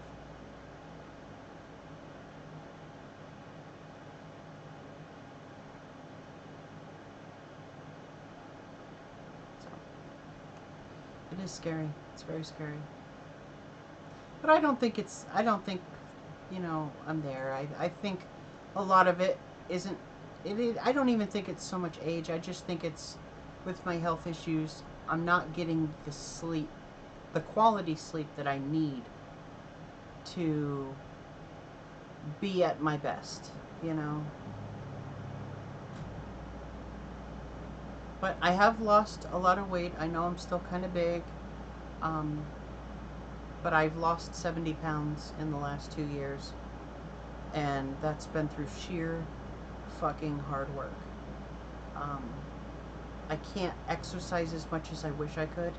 I wish I could. I really do. But if I start doing a lot of strenuous exercise, I get cyanotic. My lips start turning blue. My fingertips start turning blue. I don't get enough oxygen in my blood. So I have to be very careful about the level of exercise that I do. But I have reworked my diet completely. I don't drink soda almost at all. I will drink Dr. Pepper Zero, because it's zero sugar. And I do drink these clear splash sparkling water sodas because they are sugar-free, sodium-free, and caffeine-free. So I do that. Um, I've gotten my diabetes completely under control. In fact, I wouldn't be surprised if they probably take me off of my diabetic medication soon.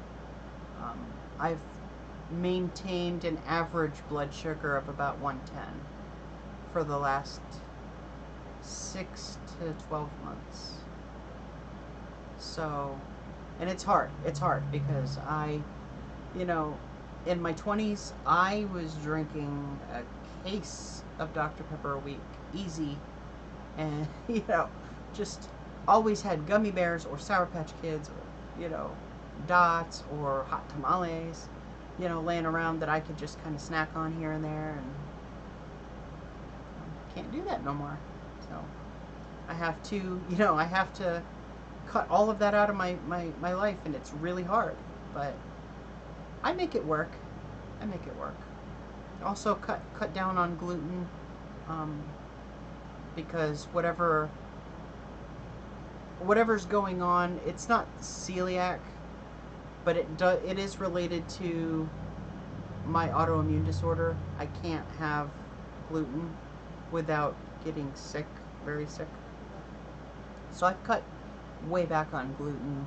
We usually get gluten-free, like pasta noodles, but I still cheat once in a while with pizza because I can't do gluten-free crust. Yes, hot tamales are those are my go-to when I'm watching movies. Like, I love hot tamales when I go to the theaters. I always get a box of hot tamales and a thing of popcorn. I don't know why, but it's just kind of always been the thing. My go-to thing. Hot tamales. I know. I have two. I was thinking about getting a box and then just like having maybe 2 or 3 here and there every once in a great while. Because sometimes my blood sugar actually dips a little low, and then I get to, have something sweet to kind of boost it a little bit. But I don't know if I'd be able to control myself if I got a box of them. I'd probably just sit there and keep eating them. Because I do like them. They're good. I like cinnamon candy.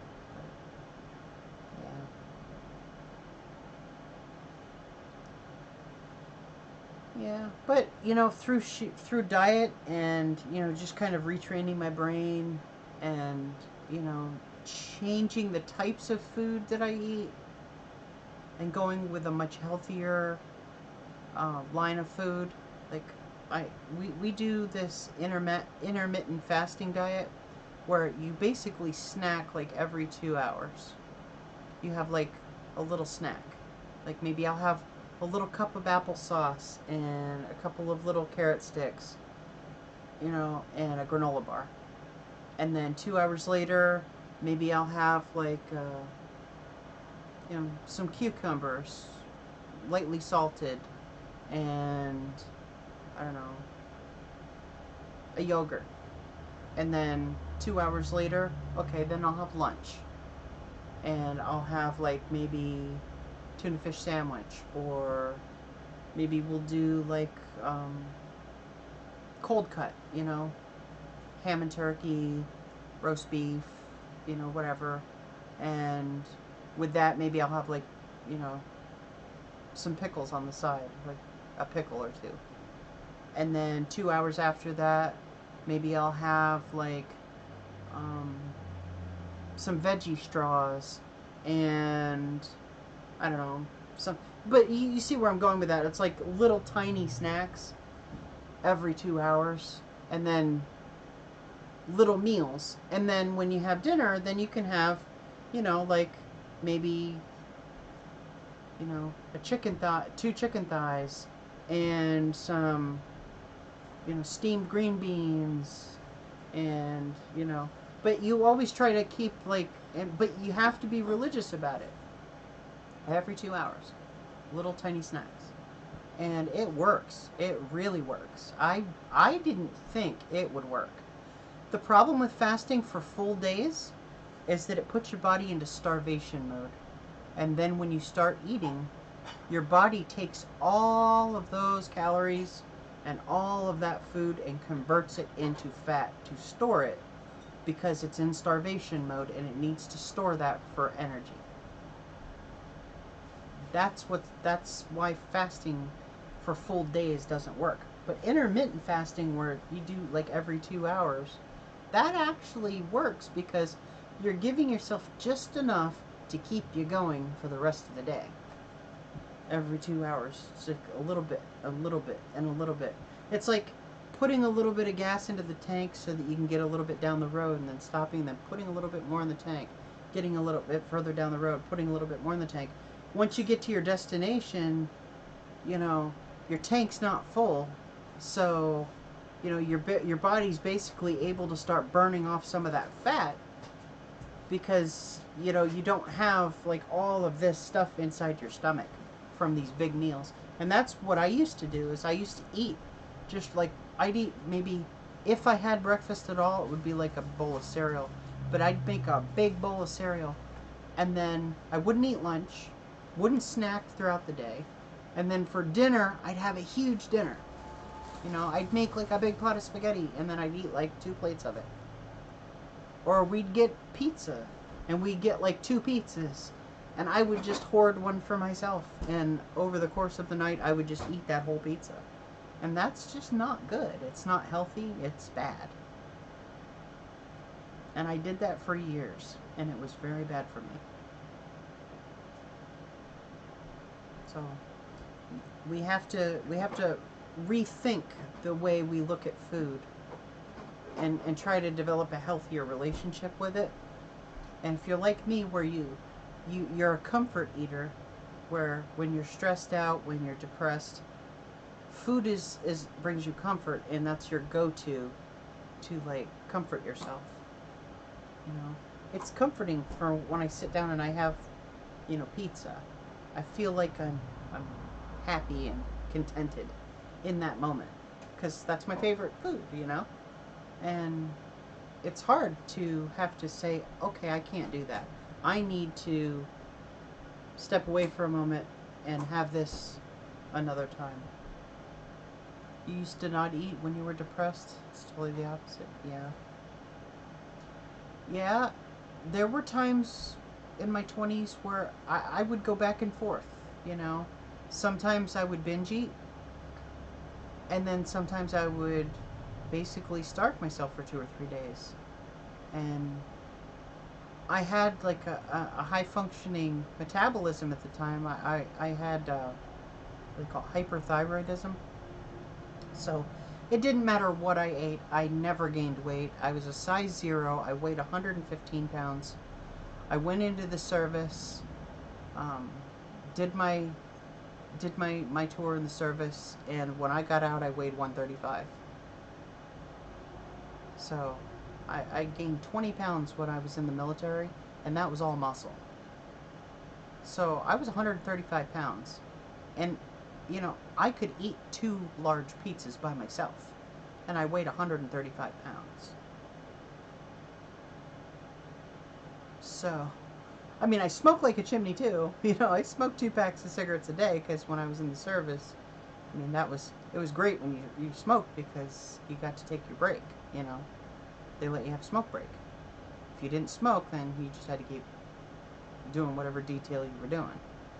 But usually, you'd end up with a really cool corporal or a sergeant that, also smoked, so they'd take their smoke break, and then you'd get to have your smoke break with them. So, I just learned to pick it up as, kind of a natural habit. But when I got out, I continued to eat the way I did when I was in. And it's something that I actually still struggle with. When I sit down to eat, I try to eat as fast as possible to get as much of it in as I can right away. And that's just because that's how I was trained when I was in the military, is, get in, get out, down it, and go. And it's really hard to get out of that mindset. Even, what now, it's 2023, I've been out for 23 years. It is hard. It's hard to break out of that mindset once you're in it. And what happened was I got out of the service, and because I had hyperthyroidism, hyperthyroidism, I would continue to eat that way. And then there were times where, and I didn't sleep. Like, I would stay up for 3, 4, I could even stay up for 5 days in a row. And I probably micro-napped in between, but it wasn't like I was actually getting sleep. And I was still functioning. And I was working full-time, come home, game. Work full-time, come home, game. And sometimes it was just like, you know, a revolving door. I'd walk in, sit down on the couch, start playing my games. You know, sometimes I wouldn't even eat. Get a shower, get ready for work, head out the door, gone. And sometimes then when I would eat, I would, you know, call Domino's and get 2 pizzas and sit there and, you know, sit on the couch and watch, you know, a movie marathon. I'd do like maybe Back to the Future movie marathon, and I'd have 2 pizzas and, you know, eat the same way that I did when I was in the service, but I wasn't doing the exercise anymore.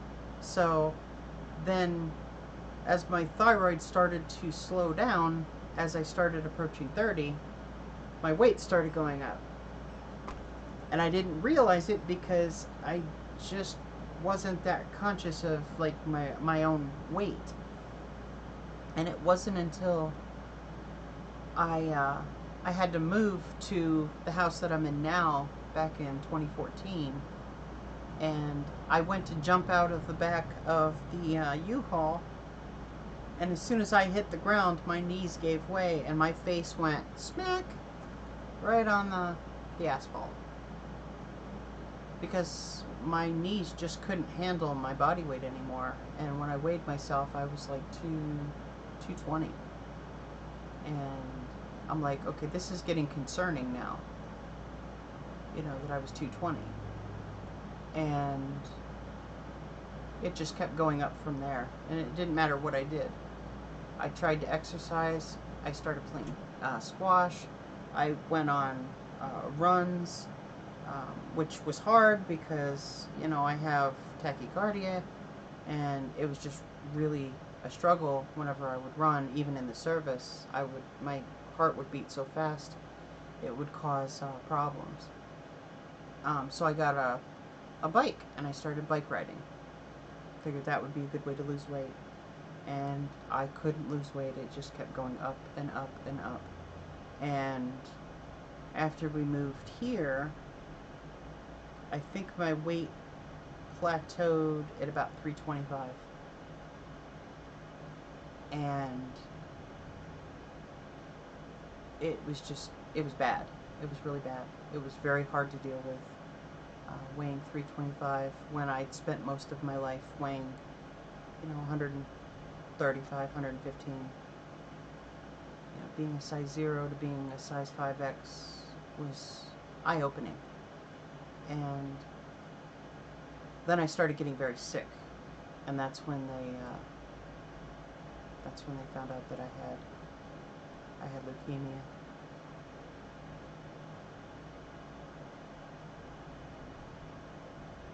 But I started changing my diet, and then my weight started coming down. I started changing the types of food that I ate. I started going more for the fresh and less processed. You know, we would go to the butcher, and we would get like meat, and we got, you know, a grinder, and we got like a bread maker, and we got the ingredients to actually make our own bread. And what I found was that my gluten allergy isn't so much a gluten allergy as it is a GMO enriched gluten allergy.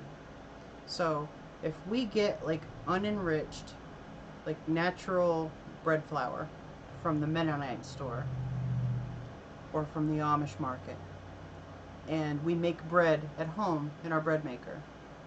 No problems, doesn't make me sick at all. I get bread from the grocery store, I get sick. Every time. So we've had to like change the way we eat. And I've noticed that by changing the way I eat and adding more fresh vegetables and adding fresh fruits and cutting, the soda was the big one, cutting that out completely really helped. And then all of a sudden the weight just went and just nosedived. And now I'm down to about 260. And I'm still going down. I've been going down for the last year. It's hard.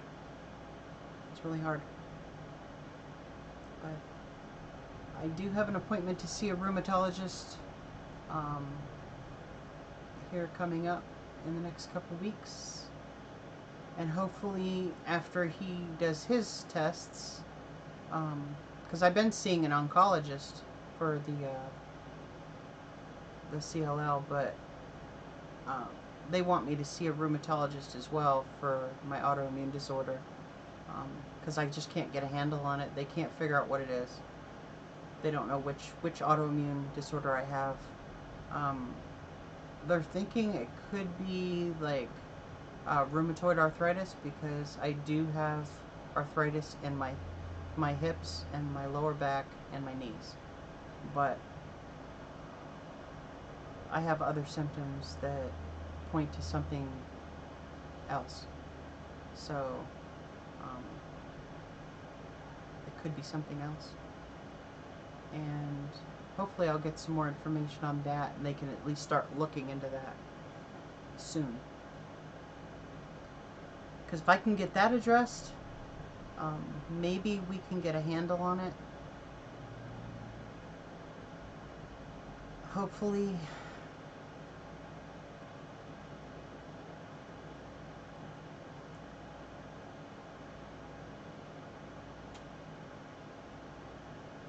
I feel like I got off topic. We were talking about dark and light. How did we get to talking about my health problems?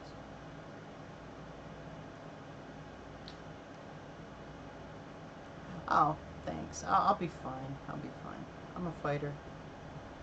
I ain't gonna let any stupid illness get me down. Besides, who's gonna take care of my spouse? You know? I have no choice.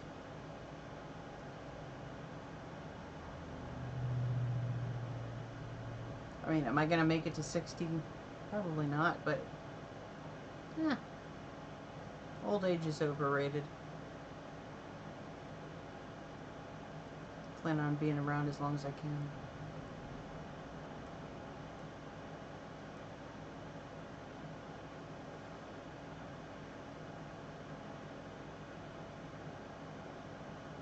So,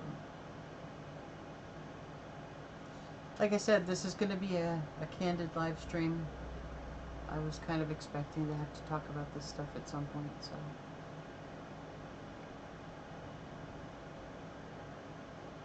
I wear beanies because my hair, it sometimes falls out. I have problems with hair loss. So, I mean, it's not that bad right now, but I don't know if you can see. Okay, you can kind of see my scalp in some places. It's my hair is very baby fine. So, I wear my beanie. I have a bunch of different beanies. I swap them out. I'm always wearing beanies. Besides, I also get cold pretty easily too. So it keeps me warm. Keeps the heat trapped in.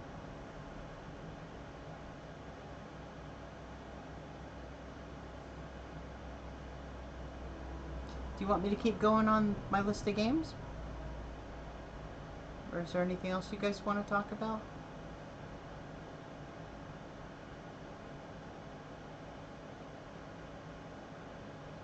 You have any questions for me?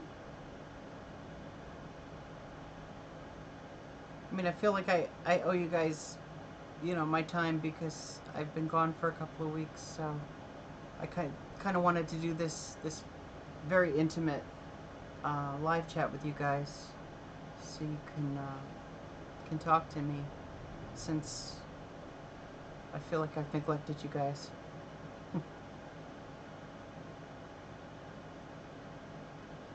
No, it's fine.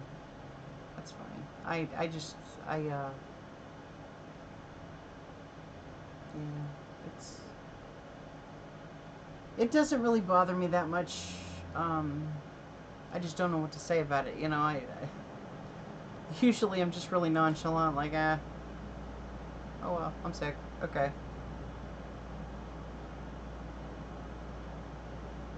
It doesn't really bother me as much. I mean, I'm more upset that it's impacting my ability to take care of my family. That's the only thing that really bothers me. It's like I need to be able to go to the store to get groceries. I need to be able to do things because my spouse can't do it, you know? I mean, they have their own medical problems. They're disabled too. They need me. I'm the one that I'm the glue that holds everything together here. I'm the shield between us and utter chaos. So when I'm sick, it's like it's hard, you know. So I'm not really upset that I'm sick. I'm more upset that it's impacting my ability to take care of my family. It actually makes me kind of upset. I'm pretty mad about it. But I did it to myself. You know, it was years of not taking care of myself. So I have no one to blame but me.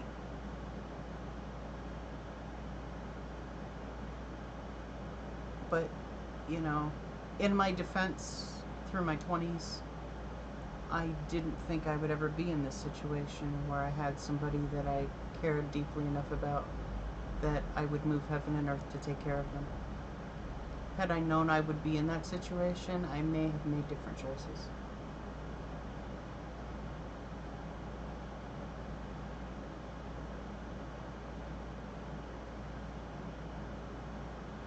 Yeah, well, yeah, I gotta stay positive, but I also gotta be realistic about it, too, you know. It is a problem of my own making, and I have to take responsibility for that. And the best way to take responsibility for that is to change my behavior, which I've done, and it's worked. So I can only hope that I've done it early enough that whatever's wrong with me, besides the CLL, which is something else, has nothing to do with that, um, that, you know, the lifestyle changes I made will make a difference. At least, if nothing else, buy me some time. So, yep. Well, since you're talking to me, expiration date, um, now that I got your attention, I have a question for you.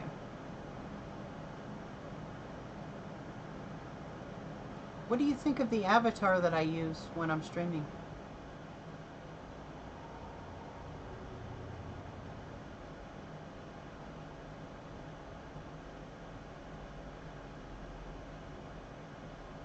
Do you like it? Do you not like it? Okay. You don't think it's annoying?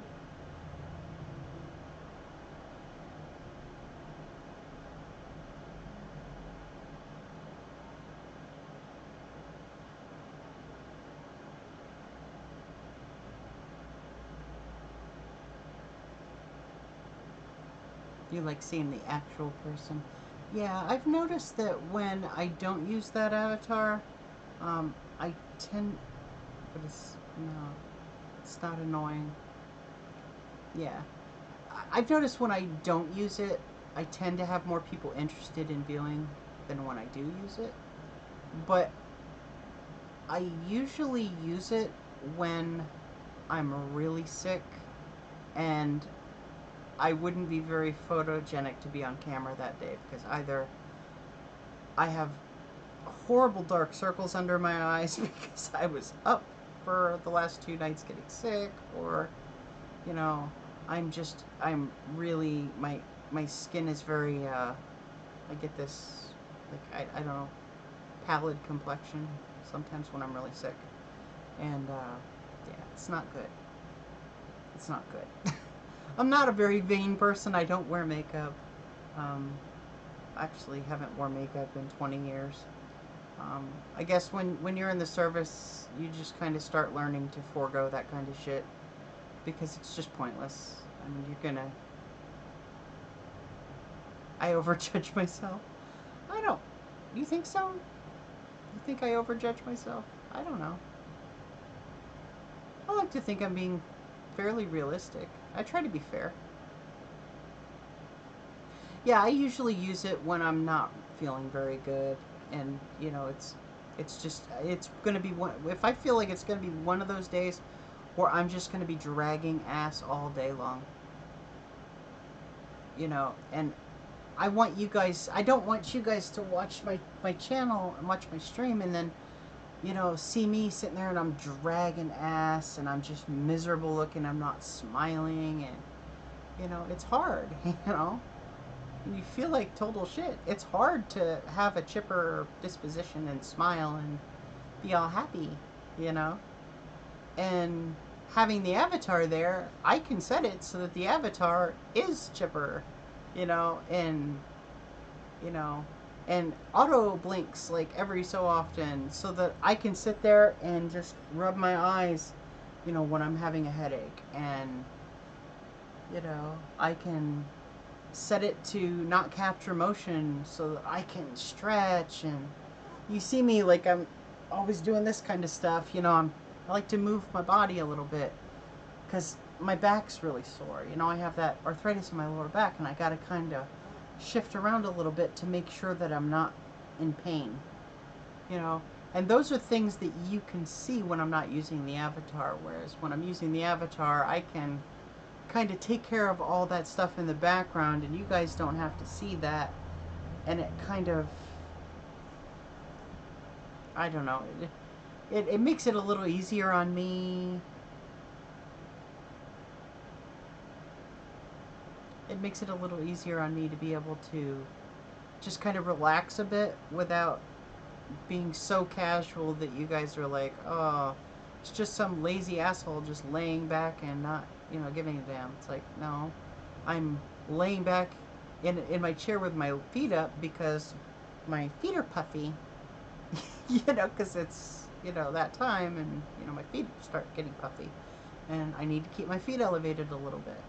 And my back's hurting, and I'm having back labor, and I just want to kind of lay back in my chair and play the game and talk to you guys. And it's hard to do that without the avatar, No one should be expected to have a happy face all the time. It's a good tool to use. Exactly. And I try to use it. When I first started doing the stream, I was extremely self-conscious because, I mean, I am not visually what, most people expect, a woman to look like. I just, I don't, I don't have that desire to wear makeup and, you know, it's not that I don't want to look nice. It's just that I don't feel like I need to impress anybody.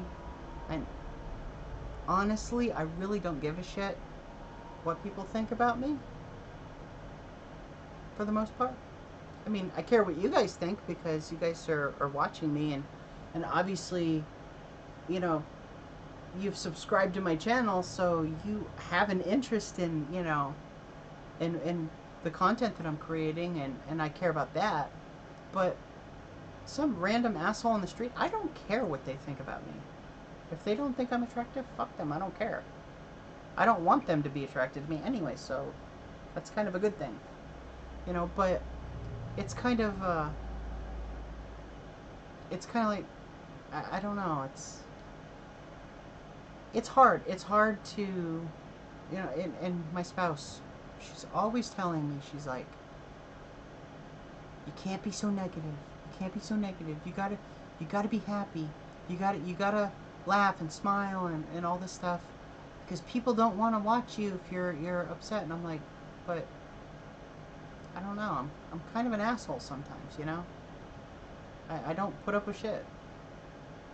Guard my post from flank to flank and take no shit from any rank. That's kind of my life motto. And it's hard. It's really hard. Some days I just don't feel in a good mood. But, you know, if I set a schedule, I want to keep it. And that's kind of why I took off the last 3 weeks, you know, with all the stuff that was going on. I knew I wasn't going to be able to make my scheduled times.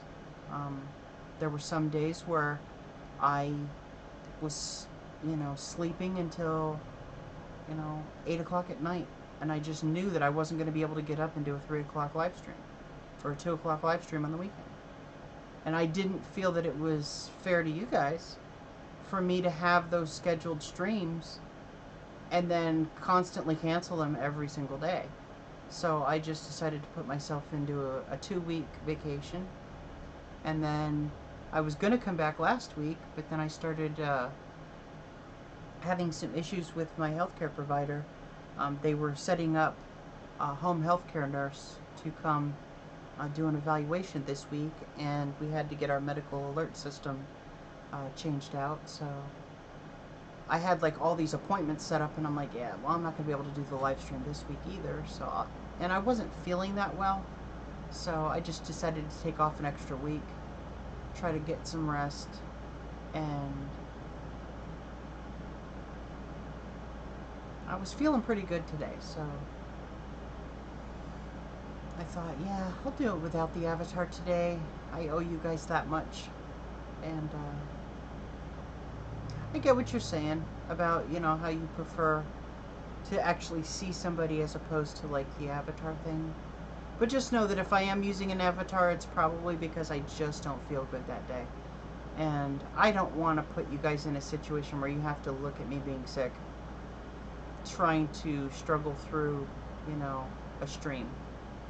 I'd rather have the avatar up there so that I can laugh and joke with you guys and we can play without you guys having to worry about me being sick. I don't want you guys to worry about me. I'm fine. I'll be fine. Trust me. Been doing this a long time. I'll be okay. But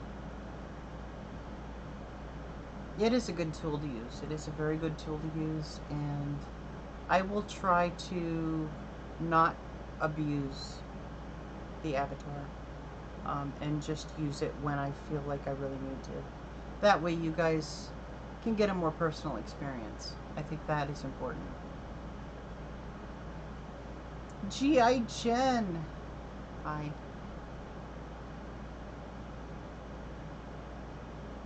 No, G.I. Jen. You stop that, G.I. Jen.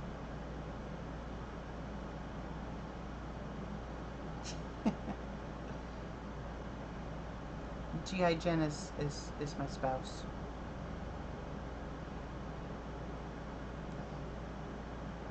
Never. Oh, okay. Yeah.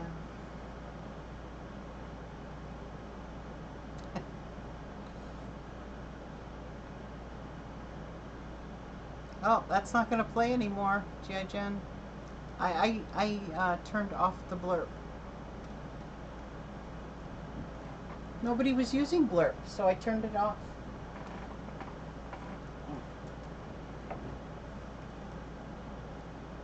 Yeah, maybe I'll turn it back on at some point. I just found that people weren't really using it, so it was kind of pointless to have an extension on there that nobody was using.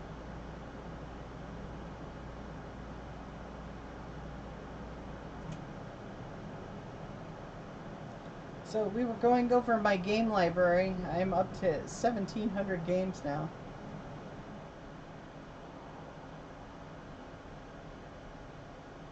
And I only got as far as the beginning of the D's, and it's been 2 hours and 19 minutes. So it's going to be a long stream if I go through every game that I have. And this is just Steam. I still have games on GOG, Epic Games. I have games on my PC. I have two uh, portable hard drives. One's a 4 terabyte and the other one's a 14 terabyte. And they have games on them going all the way back to DOS games. And then, of course, I have my emulators. I have all the emulators pretty much. And those games, but I can't stream those. I'm pretty sure that you can't stream emulated games. And then I do have a game that I was actually making myself with RPG Maker. But I haven't finished it yet. At some point I will work on that some more. So the last game I looked at was Dark and Light. Yeah, it was so sad that they canceled that game. It had such promise. Such promise.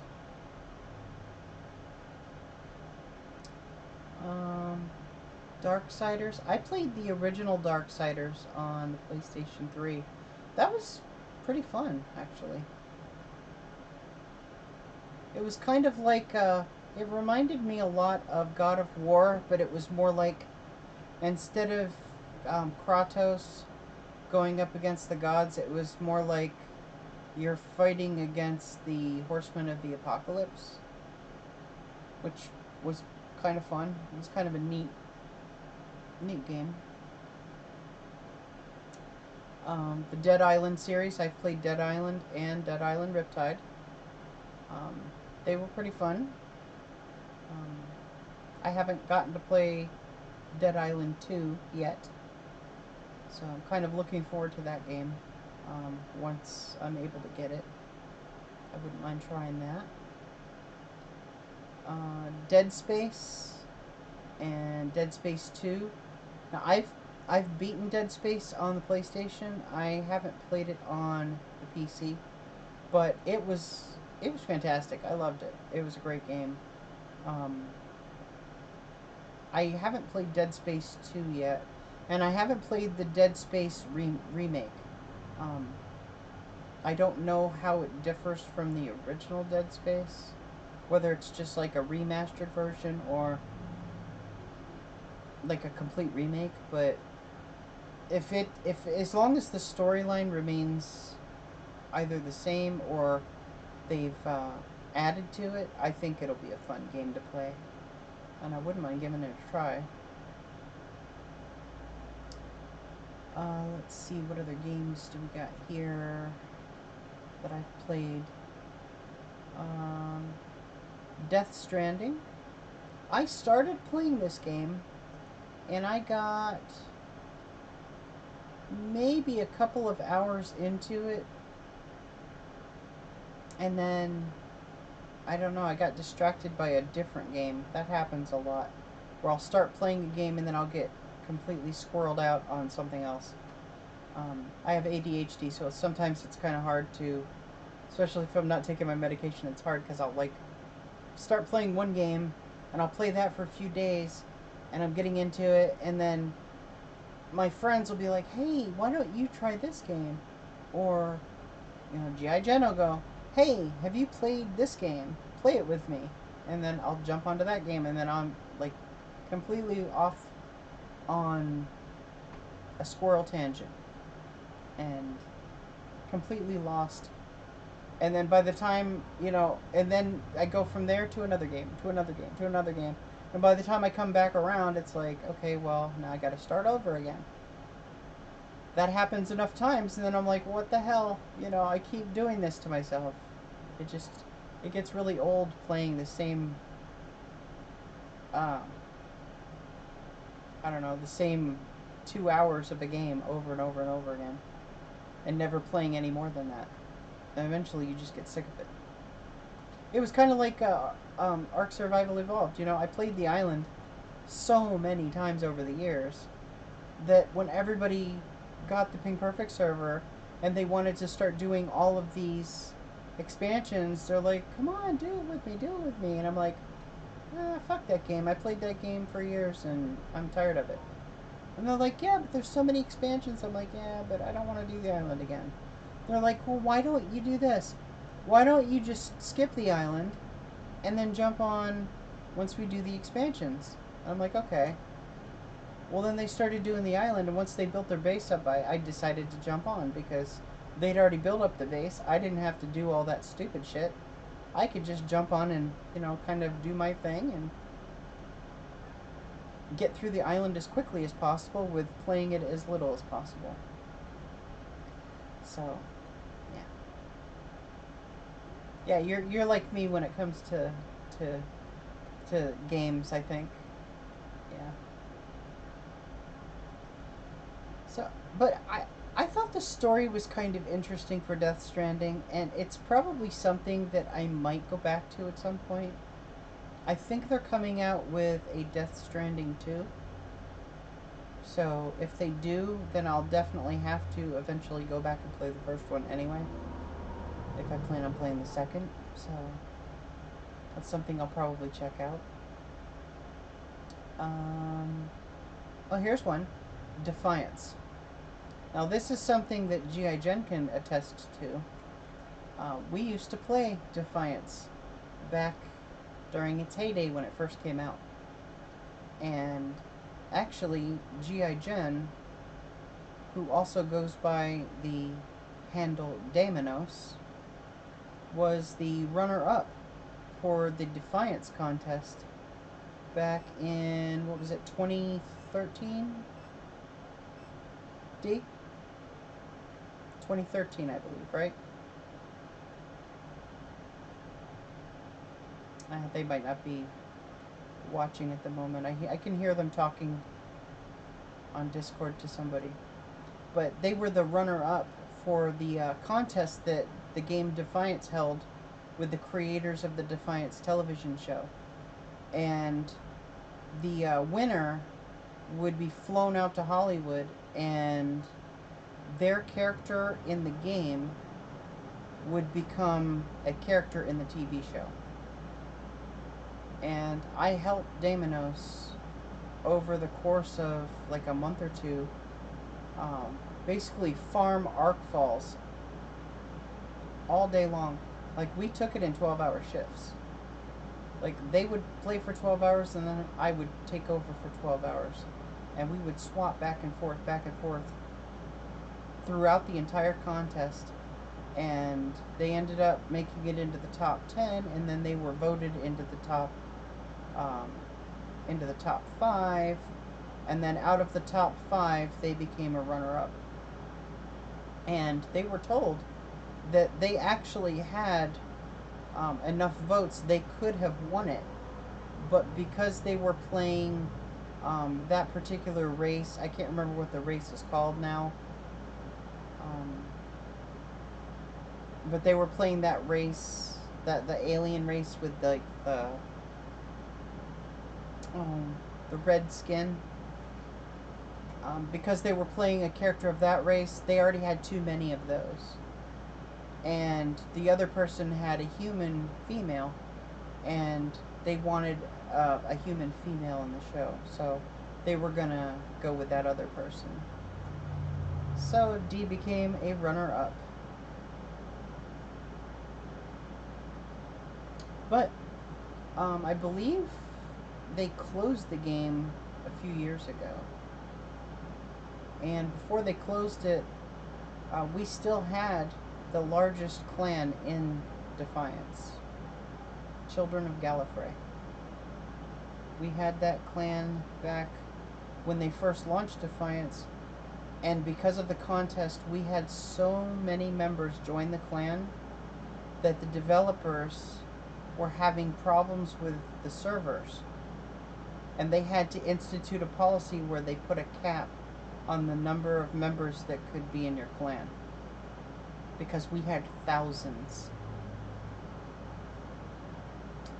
So even after years, even after like 10 years of not playing the game, or 8 years of not playing the game, I think we still had like 2 or 3,000 people over the cap. It was crazy. And Damonos, as the guild master, actually made a lot of friends on that game, and they still keep in touch. They still hang out once in a while, so it's kind of cool. I'm friends with a couple of them from back in the day. One of the streamers that I follow, Old Bolt, used to run with us in Defiance. They were part of our clan way back when. And Lord Darkclaw was one of the streamers that was also part of our clan back in the day. So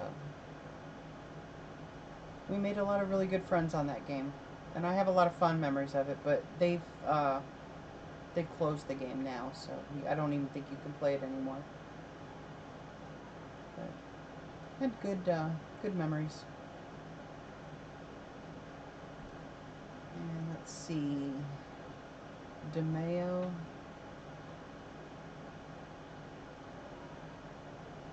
I don't.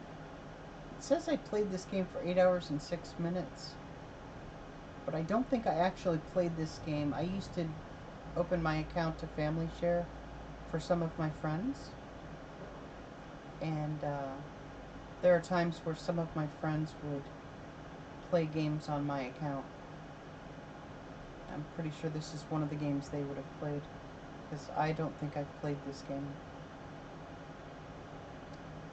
Let's see, what else? What else have I played on here? Destroy All Humans. Yes, I played that back on the PlayStation 3. That was a pretty fun game. Here we go. Deus Ex. I love this series. Now, I only came across this series a couple of years ago. I want to say 2015. Yeah, I would have been right about the time when I came across the game. It was sometime in 2015, and this was the game that I actually first played. Was Human Revolution Director's Cut, and I didn't realize there were other games before it, so I kind of just came across this game and started playing it and had a blast with it. And then I found out there was other games, which was, I think it was Mankind Divided was the first one. So then I went back and bought Mankind Divided so I could play it. Then I went and replayed Human Revolution again.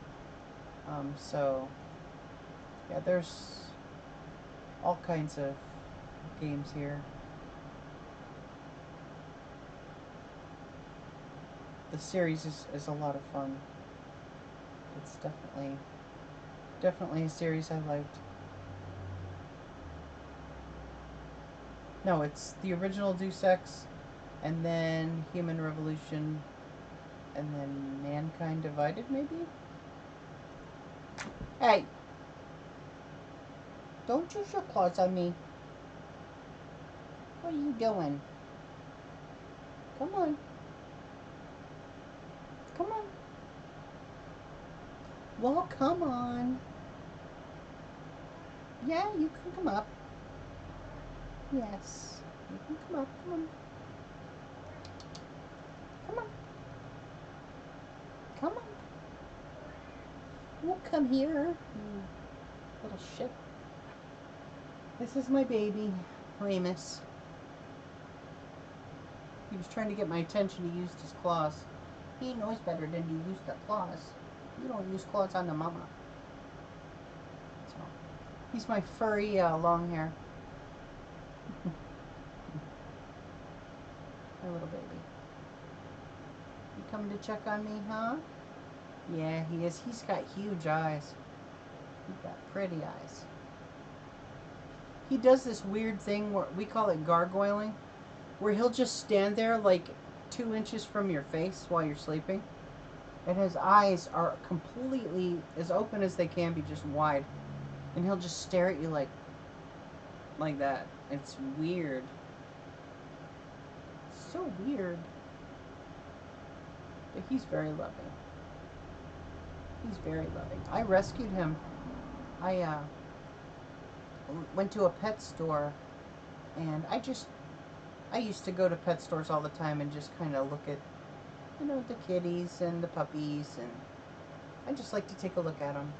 And we went over and we were looking at the kitties, and here was Remus, and he was so little. He was just a few weeks old. He couldn't have been more than maybe 2 months, maybe. And he was so sick. He had gunk in his nose and his eyes. He was all gunky and sick and sickly and just looked so pitiful. And my heart just broke for him. And I'm like, I have to take him home and take him to a vet and give him a family. And I was so disgusted that they didn't get him medical treatment, because he was such a sweet little baby and he was so sick. That I not only got him, but I also got the female cat. I named her Nymphadora. And I took both of them home that day. Got him to a vet, and they said he had respiratory infection. And it was causing him not to be able to smell food, so he wasn't eating. And he was so skinny, and he was just very sickly. So they gave me some science diet. They said that it was so potent that he would be able to eat it because he could smell it. And they gave me some medicine for him, and I took him home, and he got better in no time. And then we would do this thing where it didn't matter where in the house I was, right? I would go, "Where's my Remus?" Yeah. See? And he would come flying into the room wherever I was, and he would like jump on the highest thing that he could as fast as he could and launch himself right at me and land right here. And I would catch him right in my arms like this, and I would go, "There's my Remus," and he would start loving me, and he still does. There's my Remus. He's an old man now. He's 15 this year, 16, I think. No, 2009, so he would be, I got him in 2008, 2009. Yeah, he'd be 15 this year. He would have turned 15 in February. And so he doesn't come running quite as fast as he used to, but he still gets around. He's pretty spry for an old guy. He's a good boy. Now the problem is I didn't get him fixed right away. I know, I'm dumb. So him and Dora were the same age, and I didn't get them fixed. And in fairness, I will say, Remus is kind of short-bodied. He's not very long, his body. He's kind of a short guy. And Dora's had a much longer body. She's more of a Siamese Sphinx, like long, slender body. And physically, when he would try to mount her, he was so short that he just couldn't do it. And so I just kept putting off getting him fixed because I figured, well, he's not able to do it. He won't be able to get her pregnant. I have a little bit of time. Because she started coming into heat, and then he started getting excited at the same time. And, I was working, IT support. I was basically running the help desk at this, international pharmaceutical company on the weekend overnight shift for 2 years. And all of my energy was being poured into this job. And when I wasn't doing that, I was keeping up with my certification, my MCSE certifications and everything. And I just didn't have time to take him to the vet to get fixed. To me, it was stupid. You know, they wanted so much money for it. So I'm like, oh, well, I got time. Yeah. Well, in any case, Dora got pregnant. After which I promptly took him to the vet. So, yeah. Don't know how you did it, buddy. Good for you. Oh, come on, baby. Oh. Can't use those claws. Hermione, come on. Come to Mama. Come to Mama. Come to Mama. Don't scratch my chair. Come to Mama. Come on. Come on, Baba. Come do some Mama. Hi, baby girl. And this is my daughter, Hermione. Sadly, Dora is no longer with us. And I had to give her brothers up for adoption because at the time we were basically rescuing every stray in the neighborhood.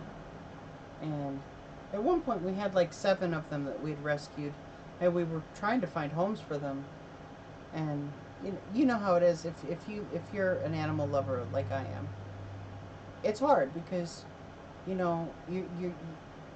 could come home from work, come home from the store, whatever, and this little baby kitten is like coming up to you and they're like crying at you, and your heart breaks for them, and you're like, I have to take care of them.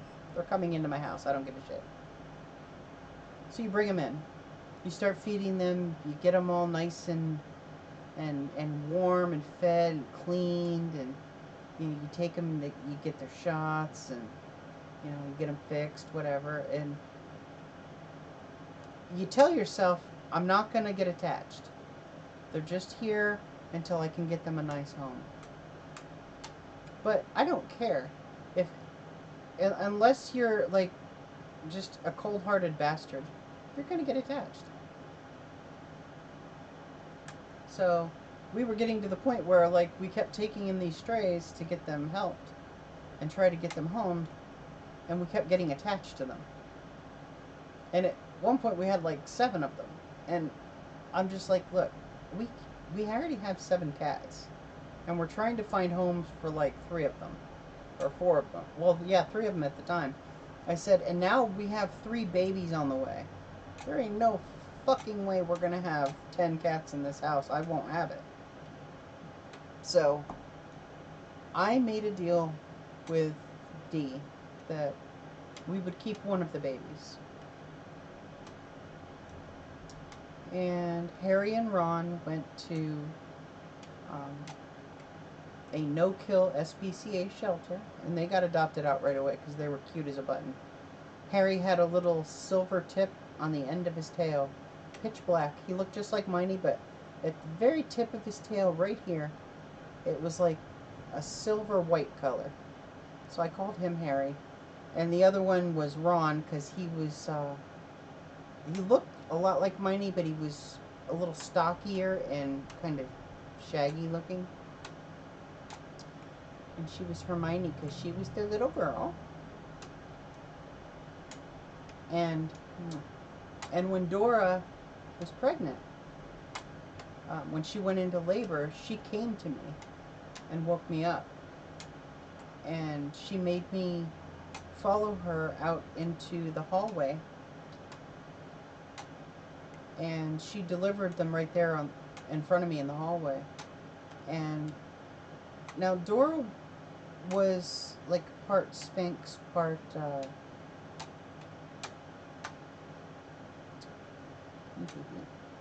Siamese. So she had a really long body, but she was very like skinny. She was a very thin cat, and she was very weak when she was delivering. And by the time she delivered Hermione, who was the runt, she couldn't even cut the umbilical cord. She couldn't chew through it. She was just so exhausted. So I had to cut the umbilical cord for her. And I had to clean Hermione off. Yeah. And then I had to feed the babies by hand and help Dora take care of them. And Hermione and I developed a very close bond. And we've been very close ever since. She actually gets separation anxiety when I leave the house. She gets separation anxiety if I close the bathroom door. She gets separation anxiety if I'm in a room where she can't get to me. Sometimes she's okay by herself, and other times she just gets a wild hair and she needs her mama. Oh. She's my baby. And you can tell she's sweet on me. She loves her mommy. Yeah. So she's a good kitty. She loves to talk. She talks all the time. She's always just jabber-jawing away about something. Usually she's bitching. Sometimes she's giving me status reports. She'll stalk around the house and she'll bitch, and then she'll come and bitch at me. And she's basically telling me what, she's doing the white glove treatment, and she's, basically giving me the report of her inspection, telling me how I failed in my duties as her caregiver. Yeah.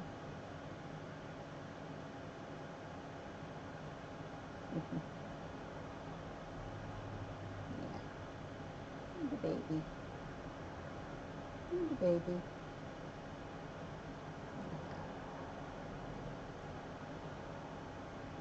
So those are two of my babies, and the third one, Kali, her twin sister Krishna passed away a couple of years ago, and she's got some health problems. She's a tuxedo.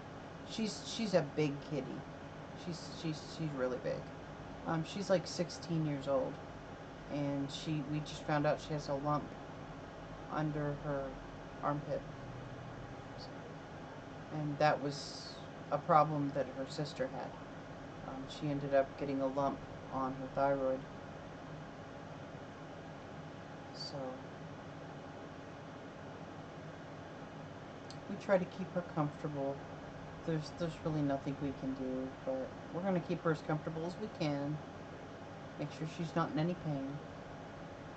And just take care of her and show her as much love as we can. But Hermione is 14, Remus is 15, and I believe Kali is also 15, so.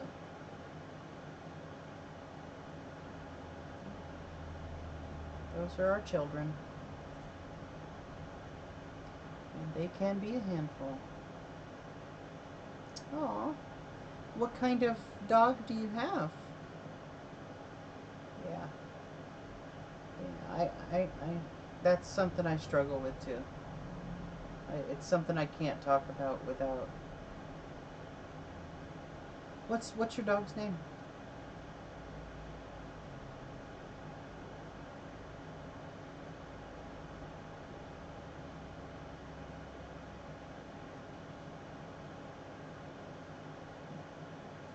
What's she doing? A Chihuahua Pug mix? Oh, okay. Aw, honey, that's a sweet name. That's a sweet name, isn't it? Yeah. Is she a yipper? Does she like to yip a lot? Bark, bark, bark, bark, bark. No? Wow, that's usually smaller dogs like Chihuahuas. They tend to be yippers. They like to yap yap yap yap yap. That's cool. Must be the pug in her then.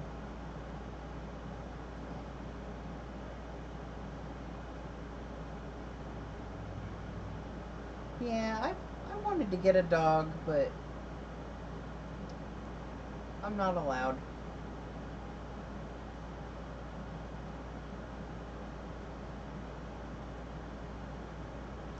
I thought maybe, one day I could get like a puppy, but I've I've been told no.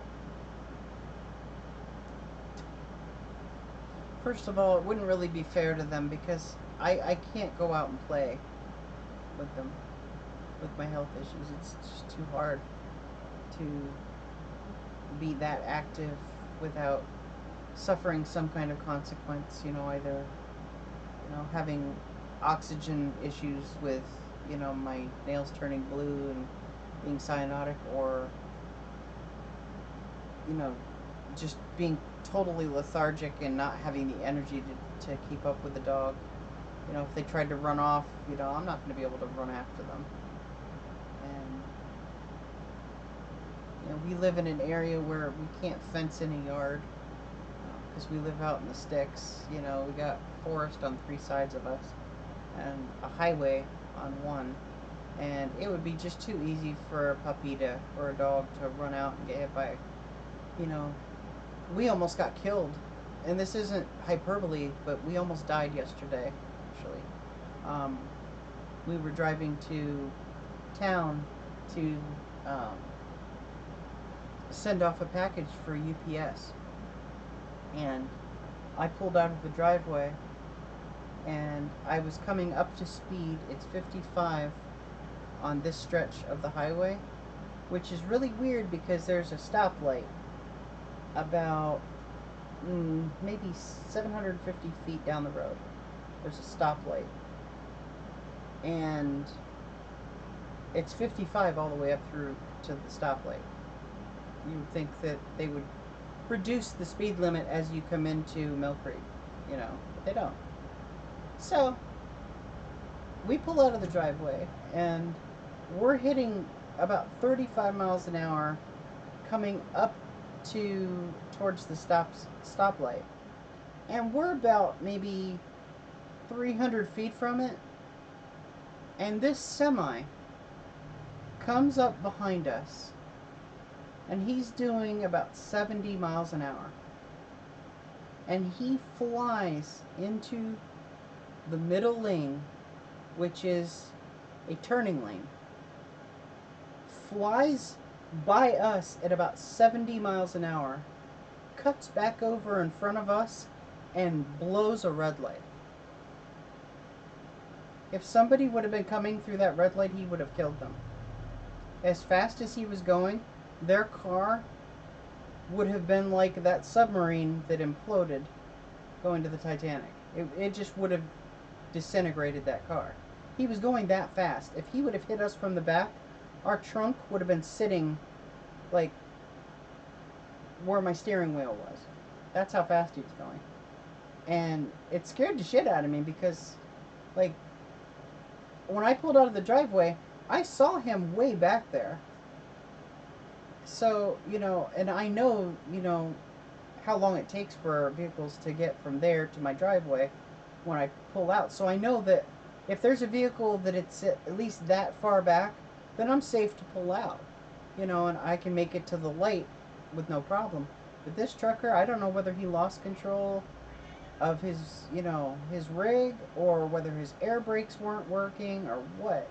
But he flew all the way up past us in a non-passing lane and then blew through a red light. And I immediately pulled over and I called the state police and I filed the police report with the state police. And they told me also to get in touch with my local police. So I contacted the borough police in the county, like 10 miles down the road. And I told him, I said, look, this guy's, the way he's driving, he's going to be coming into town probably in the next 2 or 3 minutes, as fast as he's going. And he's going to kill somebody. So, and then I'd say maybe 10 minutes later, we heard a bunch of sirens, like rushing down the highway. And I've been looking in the news, but I don't see anything on there. So I don't know whether they maybe just pulled pulled him over or whether that was just unrelated, but it was very scary how close we came. If he wouldn't have swerved into the passing lane, yeah, that was. I'm actually surprised I'm not more freaked out by it. But I was actually more angry than anything because he could have killed somebody. I've actually, about 20 years ago, my family used to live here in this house. And before we became estranged, um, a couple of years ago, they sold the house to me. But back 20 years ago, they still lived here. And I was getting ready to move down to Delaware for work. And I was temporarily staying here. I left my apartment in town and I moved in here while I was waiting to get my apartment secured down in Delaware. And one morning I was getting ready to go to work, and the way the sun had come up, the sun had just risen enough to where it was shining right in my face as I was coming up on the intersection. And so, from my point of view, the light looked like it was green. And an SUV was going because they had the green light. Mine was actually red, and I T-boned them in that intersection. Nobody got hurt. My car was totaled. Their car had a dent in it. Nobody was hurt. Nobody got in trouble. It was a legitimate accident. But it was traumatic enough for me that for several years I actually had a really hard time driving. Um, I would just get very anxious and I had a lot of anxiety around driving. And I still have a little bit of anxiety with that intersection in particular. And when the truck did that yesterday, I was more angry than anything because I know what it's like to be in an accident at that intersection. And the way that truck was driving, he would have killed somebody had they been coming, which could have very easily happened. So, yeah. Maybe because I was so angry about it, that's why I wasn't more, like, freaked out. I don't know. But I digress. Yeah. How did I end up talking about that? I don't know. Anyway. See, ADHD. You just end up squirreling yourself away. Okay, I'm going to take a quick break, guys. It's been 3 hours, and I haven't taken a single break yet. But I'm going to take a quick break. I need to use the potty, and then I'll jump back on. We're going to keep going through this list. I'm still in the D's. We just did Deus Ex. So we're going to keep going down through the list, and I'm going to give it the old college try. I'll try to get through as many of these games as I can today. And it's okay if we get sidetracked. I don't mind talking. I'm just enjoying spending time with you guys. And I owe you guys for all the support you've shown me. And I feel so bad that I've had to be gone for, a couple of weeks with all of these issues that have been going on. But, I want to do this as like a thank you. And as my way of showing my appreciation. So I figured I would share this time with you and have this candid, intimate conversation where, you guys can get to know me and hopefully I can get to know some of you out there. And, yeah. So, stick around. I'm going to play a 3-minute ad while I go to the bathroom, and then I will be right back, guys. Give me a minute.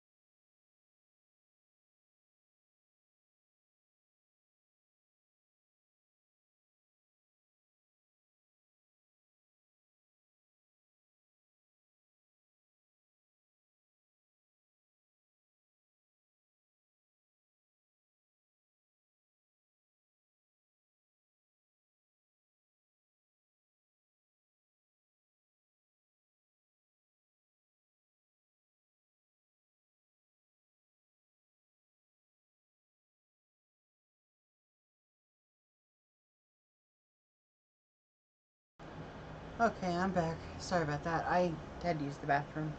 Um, my water, I put it in the freezer to chill it and then left it in there until it froze solid. But it started to thaw a little bit, so now I have sparkling water. Nice and cold. So, okay, so we covered Deus Ex. And let's see what other games I've played on here. The Dishonored games. Yes, I've played Dishonored and Dishonored 2. They were fun. Very fun games. Kind of like, I want to say maybe like Assassin's Creed meets Metal Gear. Sort of. Without the guns. It's all about stealth.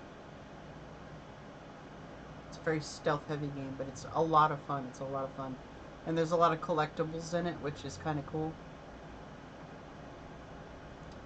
So, it's definitely a fun series. If you guys haven't tried it out, I definitely recommend the Dishonored series.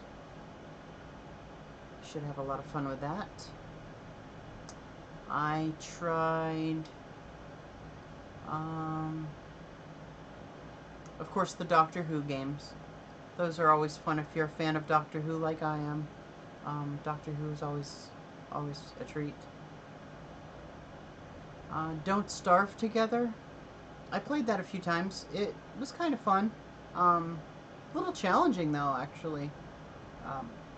I hosted a private server, and they were having a live stream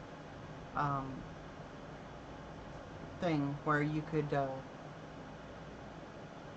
get drops for Don't Starve Together, and I was streaming for the drops for you guys, and I opened it up so that anybody could join, and I just had random people joining. It was really cool. They were playing with me. It was fun. So it's kind of different. The graphics on it aren't great, but it's drawn that way on purpose. It's very cartoonish. So, fun game. Doom Eternal. I haven't played Doom Eternal, but I played the original. But I ended up getting Doom Eternal, I believe, through a Humble Bundle a while back. And it's something I'll probably play one day. I don't know. Maybe. Just for nostalgia reasons, I might play something like that. Dragon Age. The Dragon Age games are epic. Origins, Dragon Age 2, Inquisition. I don't know if you guys have ever played any of the Dragon Age games, but they are a lot of fun. RPG, heavy. The story's interesting. The characters are really interesting. You can have relationships with some of the characters in the game. It's a blast. You played Dragon Age on Xbox? I played Dragon Age originally on the PlayStation. So, yeah. That's where I got introduced to it, through the console. It's fun. It's a fun game. Bought it on PC, meant to replay. Same here. Yeah, I bought it on the PC. I just haven't played it on the PC. But I do own it for the PC. I have the Ultimate Edition on the PC. So if I do play it on the PC, I'm going to be playing the Ultimate Edition. I don't own Dragon Age 2 on the PC. So I'm not sure how that's going to play out, because I'm going to have to figure out how to get Dragon Age 2 on Steam. Because if I'm going to play it, I'm going to want to play Origins 2 and Inquisition. Dragon's Dogma. This game came out a long time ago, but I just found this game like a year ago.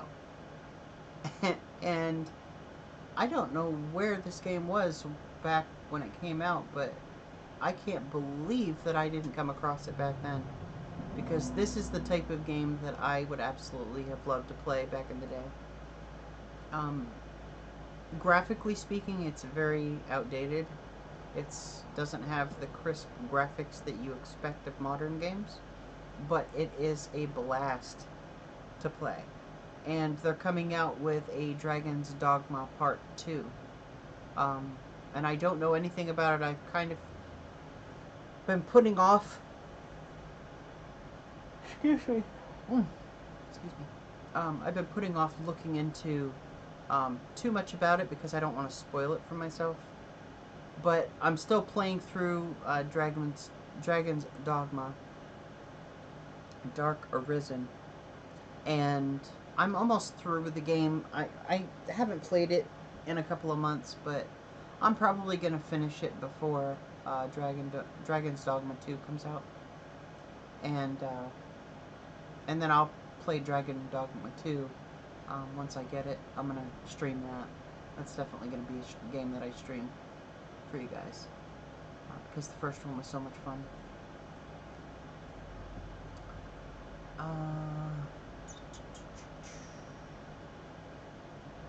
Let's see here. Duke Nukem, yeah. Yeah, it was good. That was a good game, the original.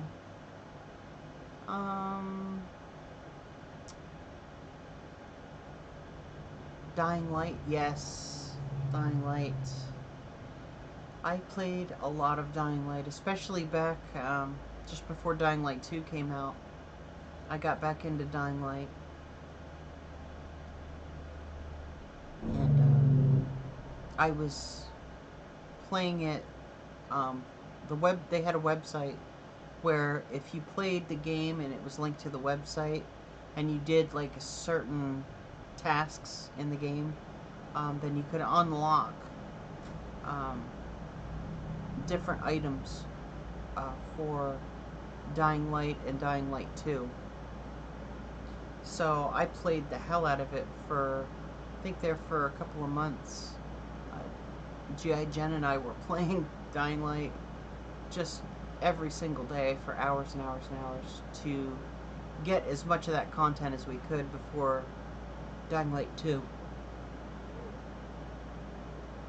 Excuse me. Sorry.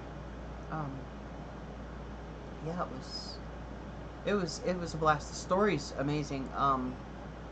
It has a lot of jump scares in it, but it's a lot of fun. Dying Light 2 was good. I didn't actually beat it yet. I'm gonna have to go back and play it some more. But Dying Light 2,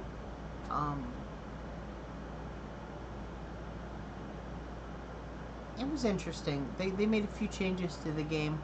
Parkour is still in it, but it didn't seem to have as many jump scares as the first one. But it's very the series is very parkour heavy.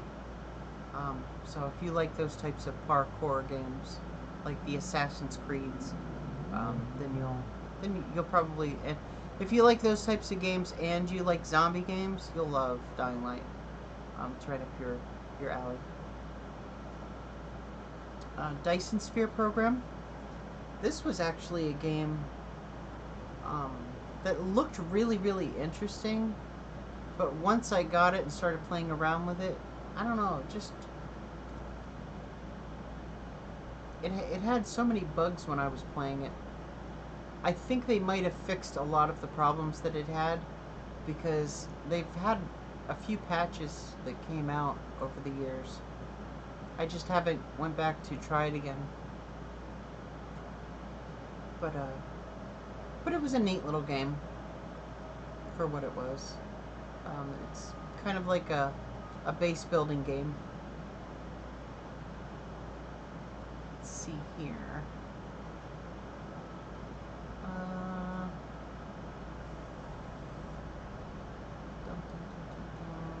Elder Scrolls, yes. What can I say about Elder Scrolls? Um, yeah. I don't know what else I can say about Elder Scrolls. Pretty much anyone that games knows about the Elder Scrolls series. Morrowind, Icewind Dale, um, Oblivion, Skyrim. It's always, pretty much always a good game when they come out with an Elder Scrolls game. Um, my first introduction to the Elder Scrolls series was through Oblivion. I got it on the PlayStation 3, I believe. Or no, maybe it was the PlayStation 2. I think it might have been the PlayStation 2. That was my introduction. And when I realized that it was the fourth game in the series, I then went back and tried to find um, the other games. But at that time, I don't think that Morrowind was available yet on PC. I don't think. So, but I went back since then though, and I've actually played them in order. And Oblivion was the one that I first played, and Skyrim was amazing.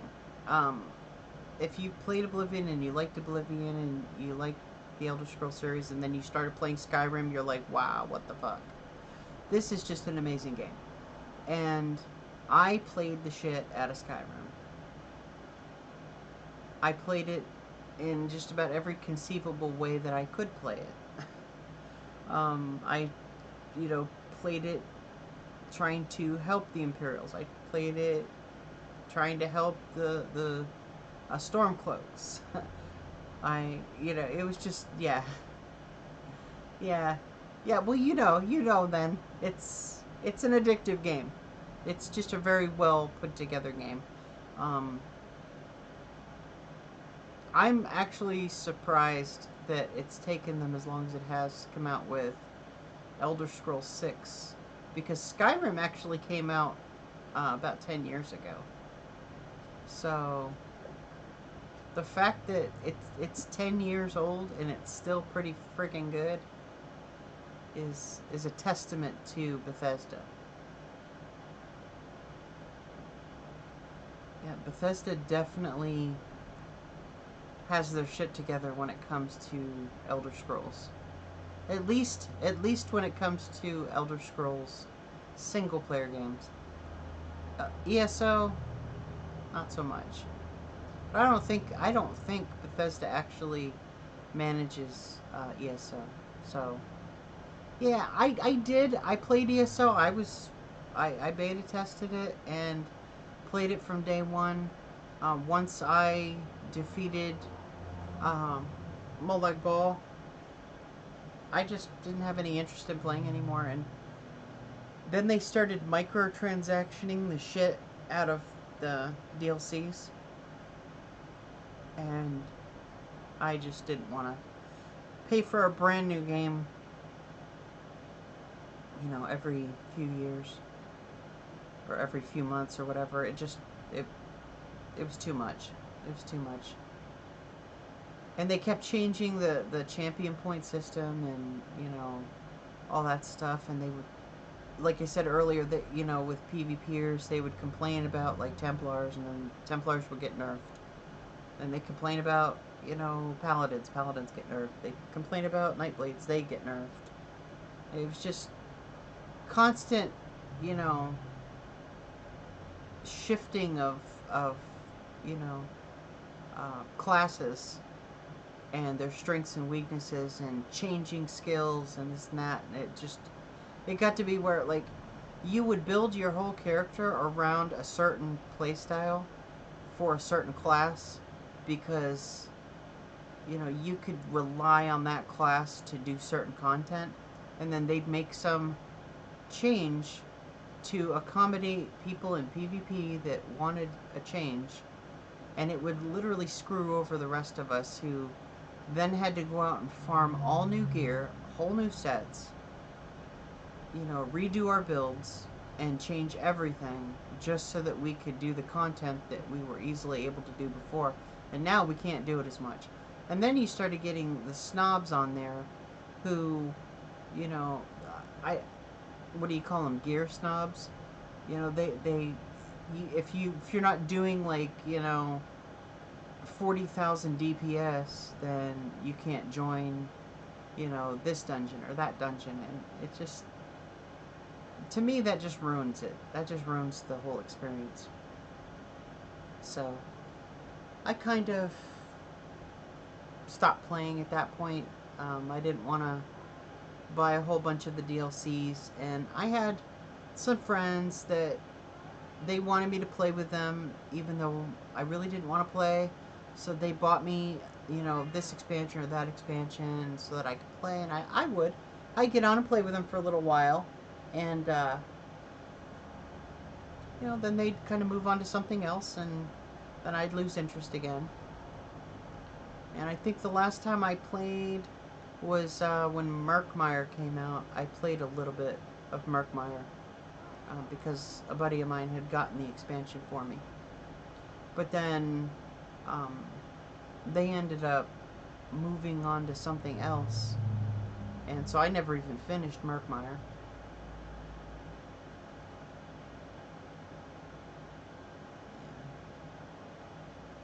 Let's see here. Elite Dangerous. I've played this game a lot. I'm not particularly good at it. It has a lot of different controls, and I don't know. It's one of those games where it's fun, but it's there are many ways to get your shit blown up. So I haven't played it in a long time though. So I keep it updated just in case I ever decide to get back on again.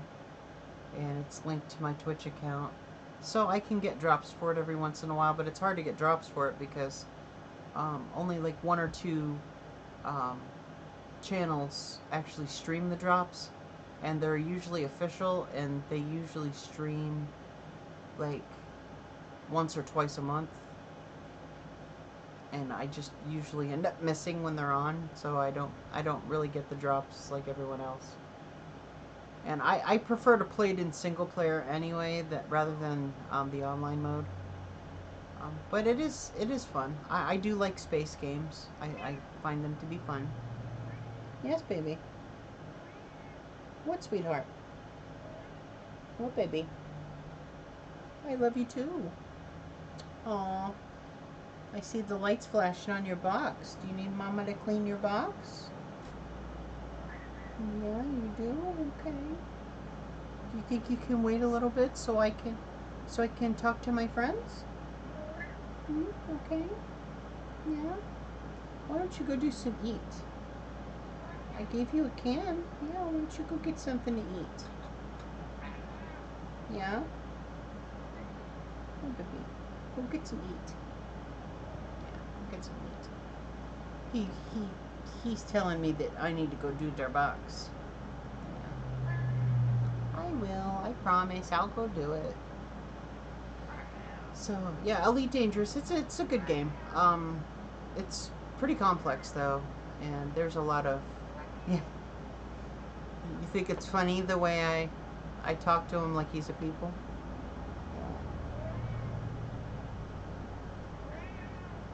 Yes. I love you.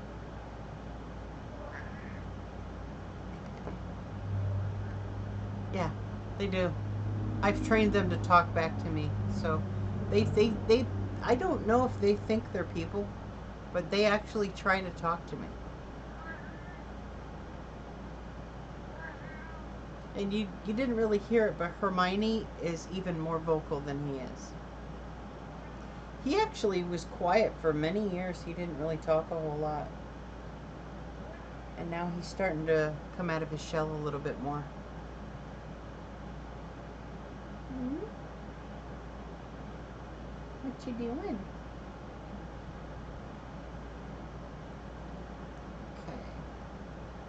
The next game here that I've played is Empyrean Galactic Survival. Now, I played this game when it was still in alpha. I don't know if it's still in alpha test. It might have left alpha. It says that it's in version 1.10 experimental RC, which I'm not sure what that is. That could be like beta, I guess. But it was a really fun survival game.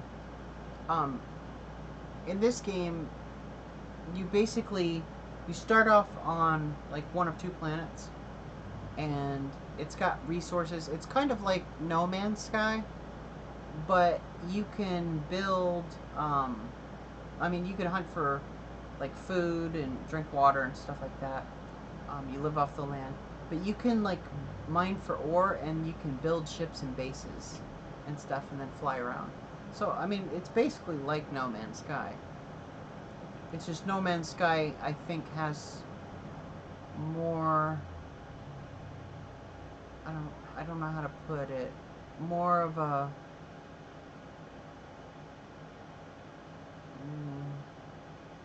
different feel to it, I guess you could say.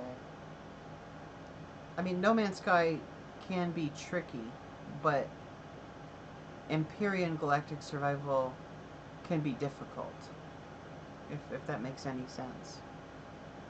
I don't find No Man's Sky to be particularly difficult, even on harder settings. It's fun, but it's not really that challenging. Empyrean Galactic Survival can be challenging, or at least it could be challenging. Some of the enemies that attack you can do massive damage to your ship. And when they damage your ship, they literally damage your ship. Like, they can blow holes in your ship and knock out entire components of your ship that you then have to rebuild using parts and scraps and resources. Whereas with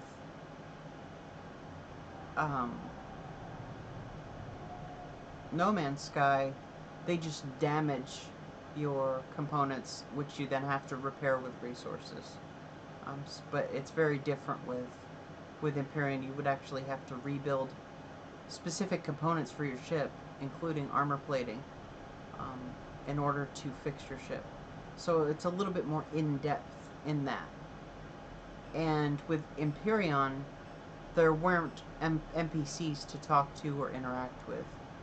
It's just you. So, there's that aspect too. I think No Man's Sky has a little bit more of I don't know, a bigger feel. I think Empyrean's a little bit more sandboxy,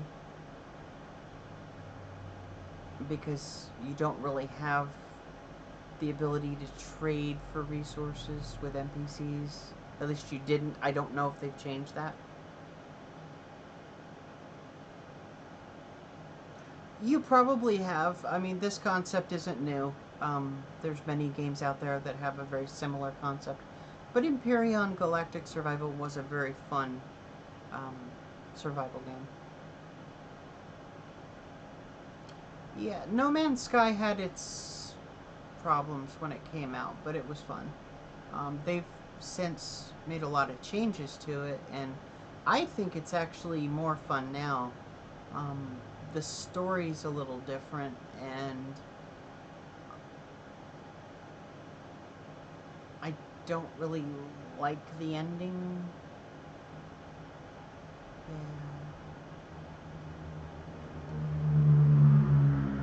Yeah, I picked up Empyrean Galactic Survival back when it was still in alpha, when it first came out, and it was very cheap. I don't know how much it sells for now, but it's actually, if you like, I don't know, if you like these types of games, you might like it. It can be challenging. It can be very challenging. I like those types of games. I like survival games. they give you a challenge. It's even better when it has like an interesting story to go with it, so that you can kind of like, yeah, I do too. I find them much more rewarding as a challenge than PvP. Let's see, we have EVE Online. Yeah, I played that. Played that years ago. I started playing EVE Online back in 2005, and then I stopped playing it for a long time, and then over the years, like every couple of years, I jump back on and check it out.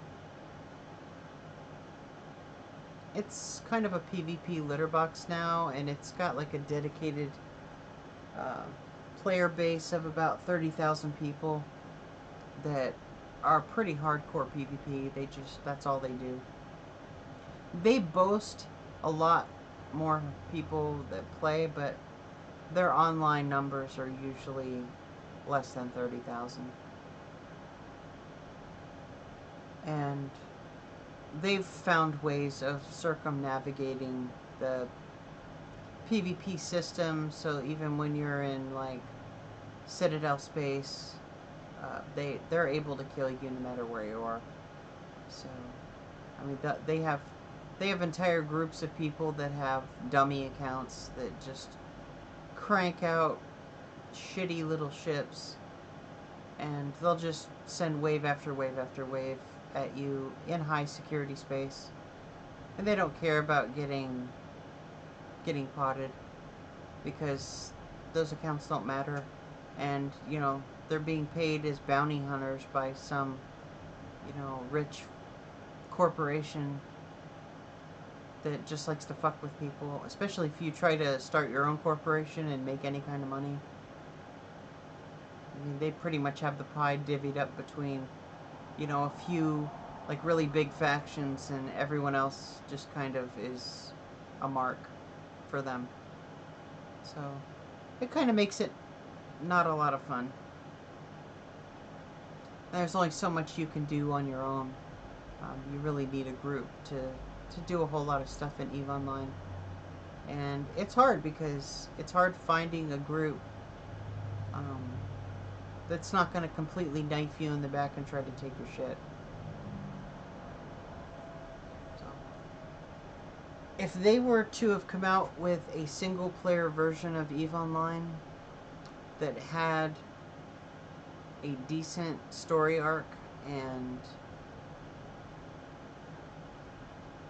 I think it could be one of the best MMO, or one of the best single player space games ever, but I don't think they'll do it.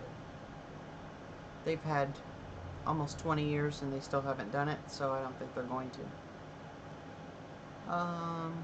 Let's see here. We have... Ooh, Fable. Yeah, the Fable series on Xbox was so much fun. I don't know if you've ever played Fable. I was a huge fan of that back in the day. It used to be just Xbox exclusive.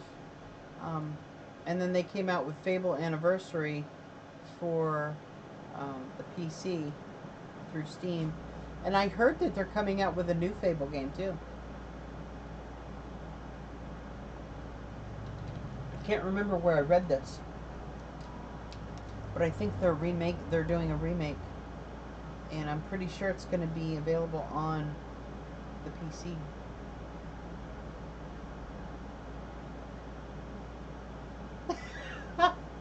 Yeah. It's like taking a walk down memory lane, huh? Makes you remember why you love games in the first place.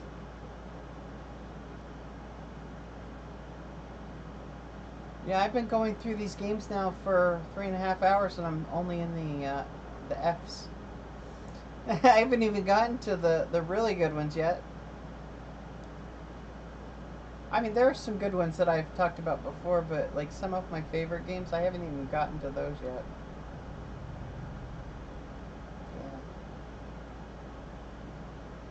And this is just these are just games that are available on the PC. I mean, there are so many console exclusive games, not to mention retro games that I could go through. Like I could pull up lists of NES games, of SNES games, Atari games, Sega games, Dreamcast.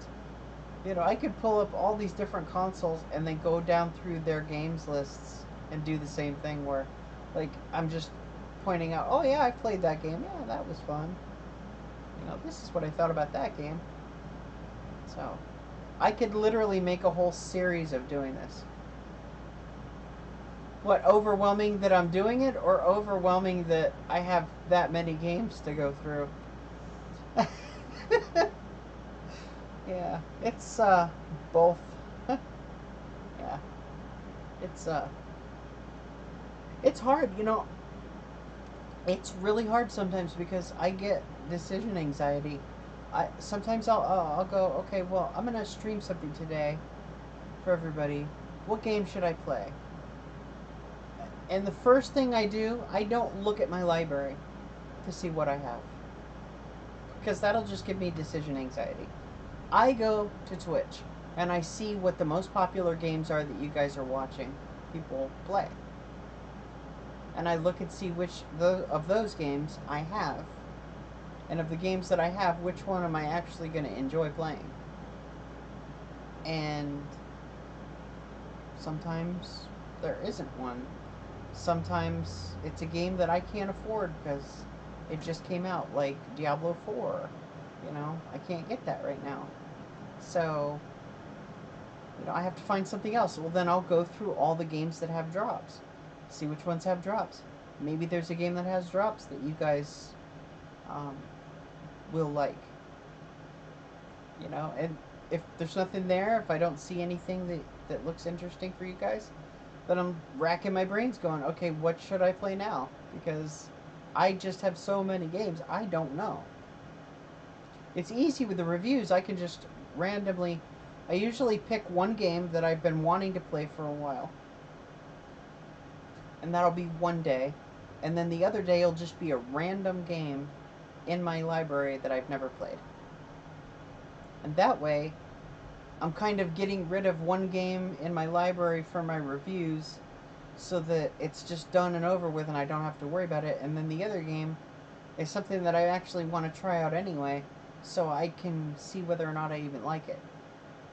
And so those are easy. The reviews are easy, but everything else is hard because I just don't know where to start. Like, I have so many games, I don't know where to start. And you're right, it is very overwhelming sometimes. Very much. Very much. But the Fable games were a lot of fun. I played Fable on the Xbox a long time ago, and I absolutely loved the games. Even though they're a little cartoonish, they were just really, really fun. I liked trying to, um, you know, marry other uh, people, and like, you'd have like, a wife, and you could have like another wife in another town. It was like, yeah, it was weird, but you could like do stuff like that, and I thought that was just so cool, you know. And yeah, it reminded me of like, trying to remember because it's been a long time since I played it, but it kind of felt like um, Legend of Zelda meets Final Fantasy. I guess maybe a good way of putting it.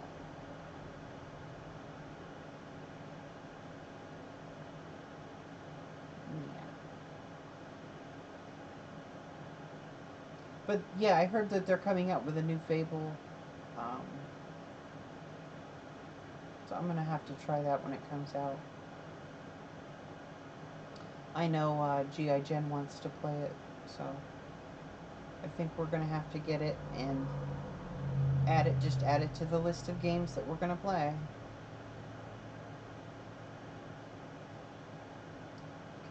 got the Fallout series, another absolutely epic series of games. I've played Fallout 1 and 2, but my introduction to the Fallout universe was actually Fallout 3 on the PlayStation 3. I originally played it when it first came out, and it was just so epic at the time. I remember scouring this game. On the PlayStation, I must have played this game for thousands of hours, just scouring every square inch of the Capital Wasteland. And, you know, just to find every single scrap of, information I could about what happened and how did this war start, and I always felt like it just left me with more questions than answers. And even to this day, I feel that I'm left with more questions than answers. And there are many fan theories about how the war actually started. Was it like a rogue AI that, precipitated the attack? Or did the Chinese really launch a first strike, or did we, you know, do something, or what? Nobody really seems to have an idea. And Fallout 3 was the game that got me into the universe, so I played Fallout 3, and then looked into Fallout 1 and 2, played them, played Fallout 3 again, played through the DLCs of Fallout 3, played New Vegas, and New Vegas was, I was gonna say, New Vegas, it's hard to explain. It's the same, but it's different. I don't know if you've played the Fallout series, but it's very similar to Fallout 3, but there's a lot of differences too. And I absolutely loved it. I thought it was just such a well done game. It does have its bugs, but the story was just fascinating. And again, it draws you into that world, and you're left with more questions than answers at the end of the day. And then Fallout 4 came out, and we've been basically living under Fallout 4 for, what, 8, 9 years maybe? More? And it's still a good game.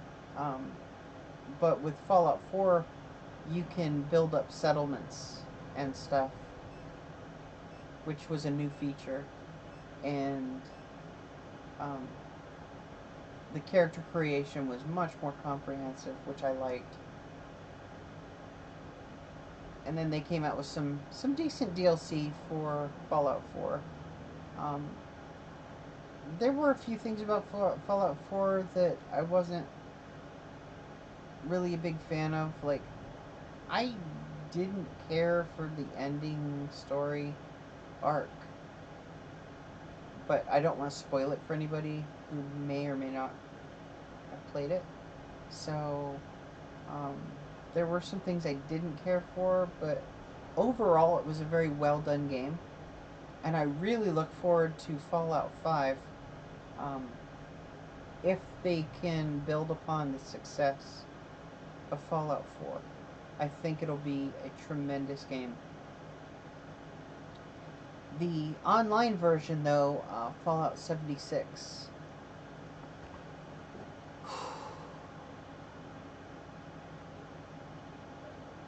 I want to say I have a love-hate relationship with it, but at this point I would have to say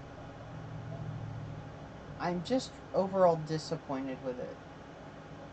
And here's why. It could have been such a good game, but it was plagued with a lot of problems early on. And it seemed like for every problem they would fix with Fallout 76, they would end up inadvertently creating 2 or 3 new ones. They would have a problem with PvP griefing, so they would fix that. but then people would find ways of exploiting the uh, the weapon mods, so they could basically have god guns, which then tanked any ability to have like any kind of stable market for selling weapons and armor. And then they would severely limit your ability to have personal vendors, or the weight limit restrictions were so intense that you couldn't really carry a whole lot of anything or put a whole lot of anything into your stash. And the thing about Fallout is, if you played Fallout 3, Fallout New Vegas, Fallout 4, it's all about like hoarding materials. You basically gather as many materials as you can and you hoard them so that you can either sell them or use them to craft things that you need or upgrade your stuff. And with 76, you cannot hoard your materials, at least not in the traditional sense. Like, and I'm a collector. You know, if there's like a named weapon, I usually want to have it because it's kind of a rare thing, and I like that, you know. And with 76, with the weight restrictions, like, I would like to keep the Silver Shroud set, like the oh, the Veil of Secrets or whatever, and the sword. I can't remember what the names of them are, but you know, the set pieces. I would like to keep that stuff for a collection, but it takes up room in your storage, and that room severely limits your ability to like store things you actually need. And it just they've tried to make changes over the years, but it just feels like every time they try to make a positive change, like they take a couple of steps backwards in something else. So they implemented a larger storage box, but then people were exploiting like their camps build budget, so that they could put like a ton of stuff down that they shouldn't be able to put down. Well, then they fixed that. Well, then people figured out how to exploit vendors to steal shit. So then they fixed that. Well, then people found out how to exploit, like, I don't know, like recipes or something. Well, then they fixed that. You know, it was like every time they fixed something, people would figure out how to exploit something else. So they weren't actually fixing anything, really. I mean, they were basically running around with a bucket of water trying to put out, you know, a forest fire. And then they started like microtransactioning the hell out of the game. Like, I mean, the cost of stuff in their not Crown store, but the Atom store is so exorbitant for stupid shit like lamps and rugs, you know, and paints. It's like, and if you're like me and you're a collector, you want to collect all that stuff. And, you know, if you have, I guess, hundreds or thousands of dollars in disposable income that you can just burn, then it's perfect for you because you could just buy everything and have everything you want. If you're like me, you gotta scrape, scrounge, and steal your way through the game to try and get what you need.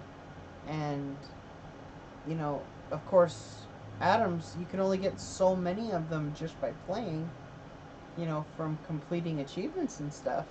And eventually you hit a cap. And then you can't get too many more doing it that way. Not enough to buy all the different items.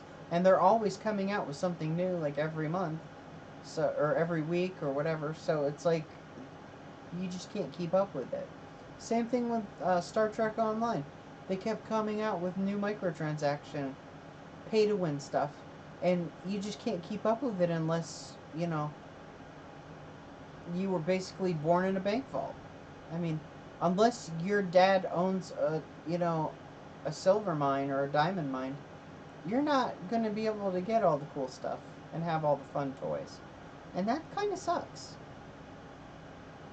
it really turns off people like me that, you know, I buy the game or I pay for the subscription. I don't want to also have to give every dollar that, you know, I earn or that I get for this game, you know. I mean, I gotta put food on the table, I gotta put gas in the car, pay bills. Can't afford that. You know, maybe I can afford a $15 sub. Maybe, you know. Even that's kind of pushing it these days when milk's $8 a gallon, but I was really disappointed with 76. It could have been so much better. But I did have a lot of fun with it while I played it. And I've played it for over 1,400 hours over the years. So I have put a lot of time into it. But come this January, I just couldn't do it anymore. I decided, you know what? I'm tired of these microtransactions. I'm tired of them doing this to me. I'm just not going to do it anymore. So I had to walk away from it.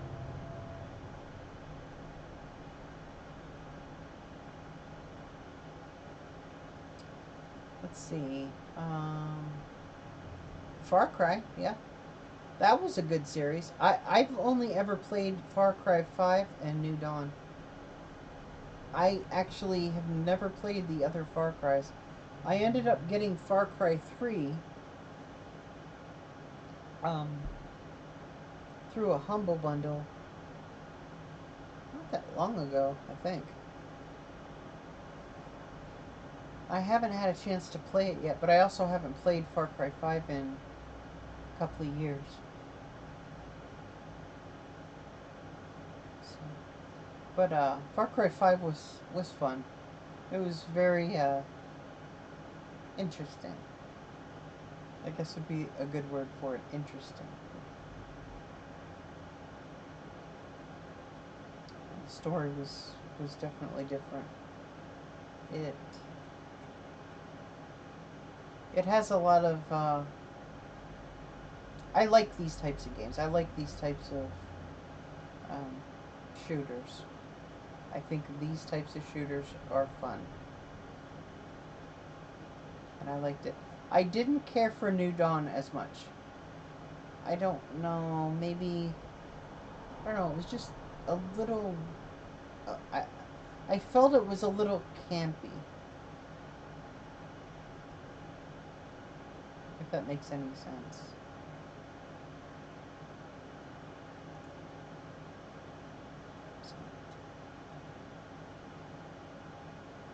But yeah, Far Cry. I haven't played Far Cry 6 yet. I've heard mixed reviews. Some people say it's fun. Some people say they screwed it up.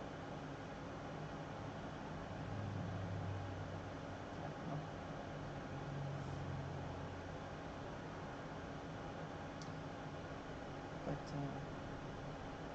Far World Pioneers demo.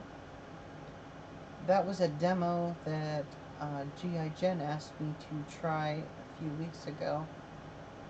And it's kind of a cross between Terraria and Starbound. It's one of those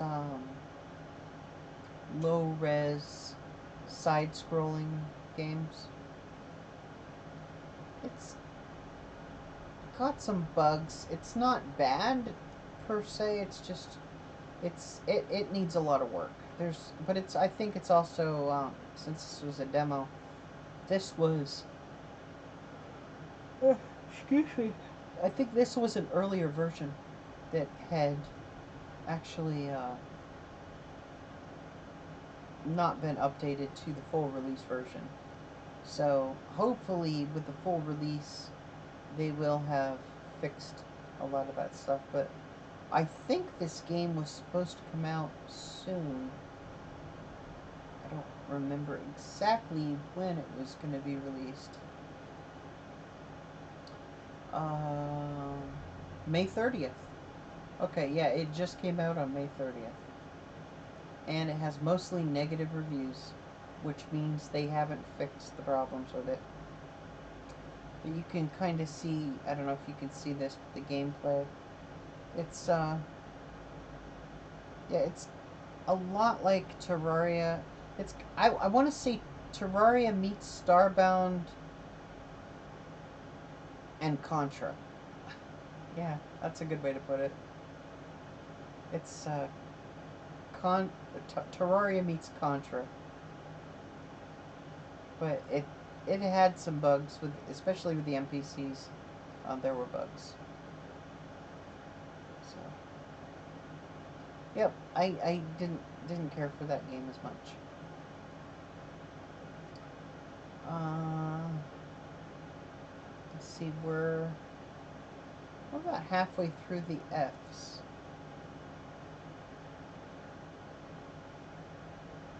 Okay. The Fear series. I've only ever played the first one. I played this when it first came out, and I thought this game was funny as hell. Um, it tries to be like this. I don't know. It tries to be like this scary kind of horror-based first-person shooter, but it wasn't really scary. It was just fun. Um, I don't know. I played it on the hardest settings when I played it, and that way it was a little bit of a challenge for me. But according to my review from like 6 or 7 years ago, I said that it's great, and um, you should definitely pick it up if you don't have it. But there's there's one thing about this game that sticks out in my mind from playing it. Um, I was clearing an office, and I came across a desk that had a red line stapler and a TPS report next to it, which was an obvious reference to Office Space. And I just couldn't help it. I had to take a screenshot, and I wrote, "Looks like those TPS reports are finally finished." And I just couldn't stop laughing. It was so funny. I live for shit like this. When I'm playing video games like this, I live for these little Easter eggs. Like references. Like, perfect example would be Fallout New Vegas. The refrigerator. If you play with it's the wacky and wild perk, and you get that spooky music when you go by the refrigerator. Um, it's got the skeleton in it. That's from Indiana Jones and the Crystal Skull. The refrigerator. Um, I live for stuff like that. Like references to movies, references to other games, references to different franchises.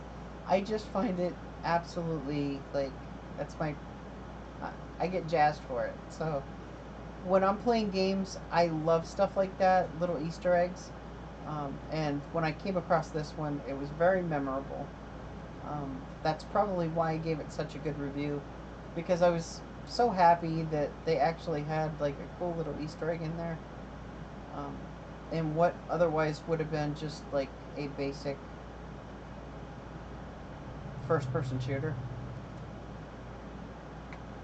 So I've never actually played the other games in the series: Extraction Point, uh, Perseus Mandate, Project Origin, Fear 3. But one of these days, I might revisit the series. I don't know. Um, Everybody seems to like the series,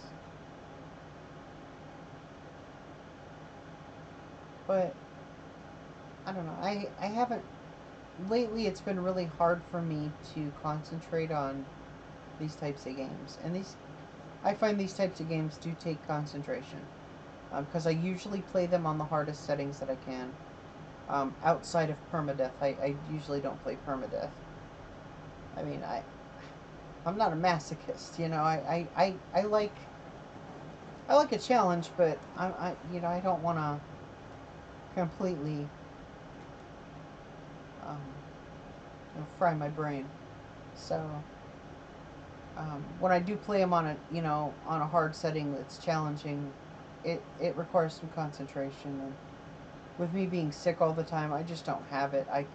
You can see from here, I've been on the live stream for almost 4 hours, and I'm starting to get, I'm yawning a lot. I'm having like serious fatigue, so it's hard for me to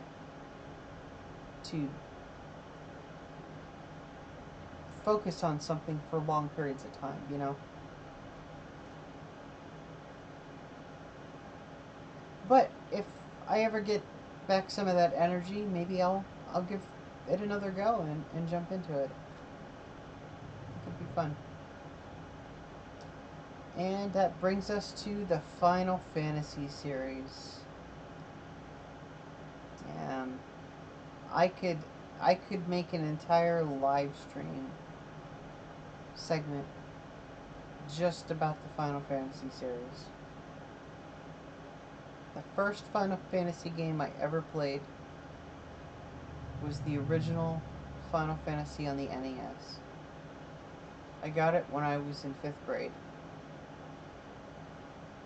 I beat it when I was in 5th grade. And I beat it just before I had to go to a school concert where we sang a song from Aladdin. We sang Never Had a Friend Like Me. And I remember it because I was nervous about singing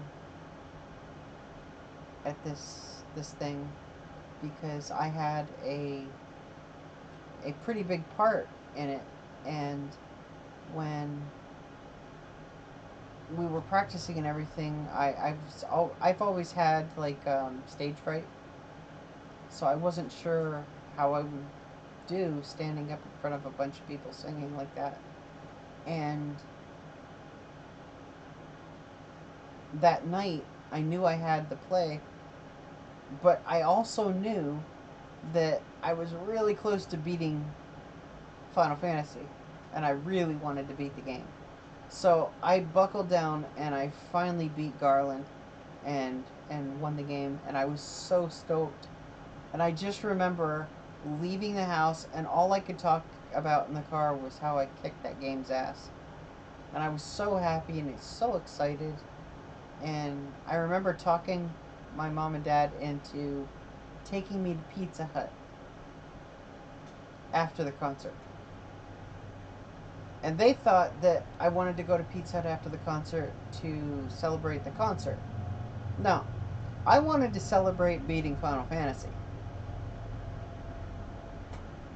And I was in such a good mood that even though I have social anxiety, that night I could have done anything. I was on top of the world that night because I beat that game.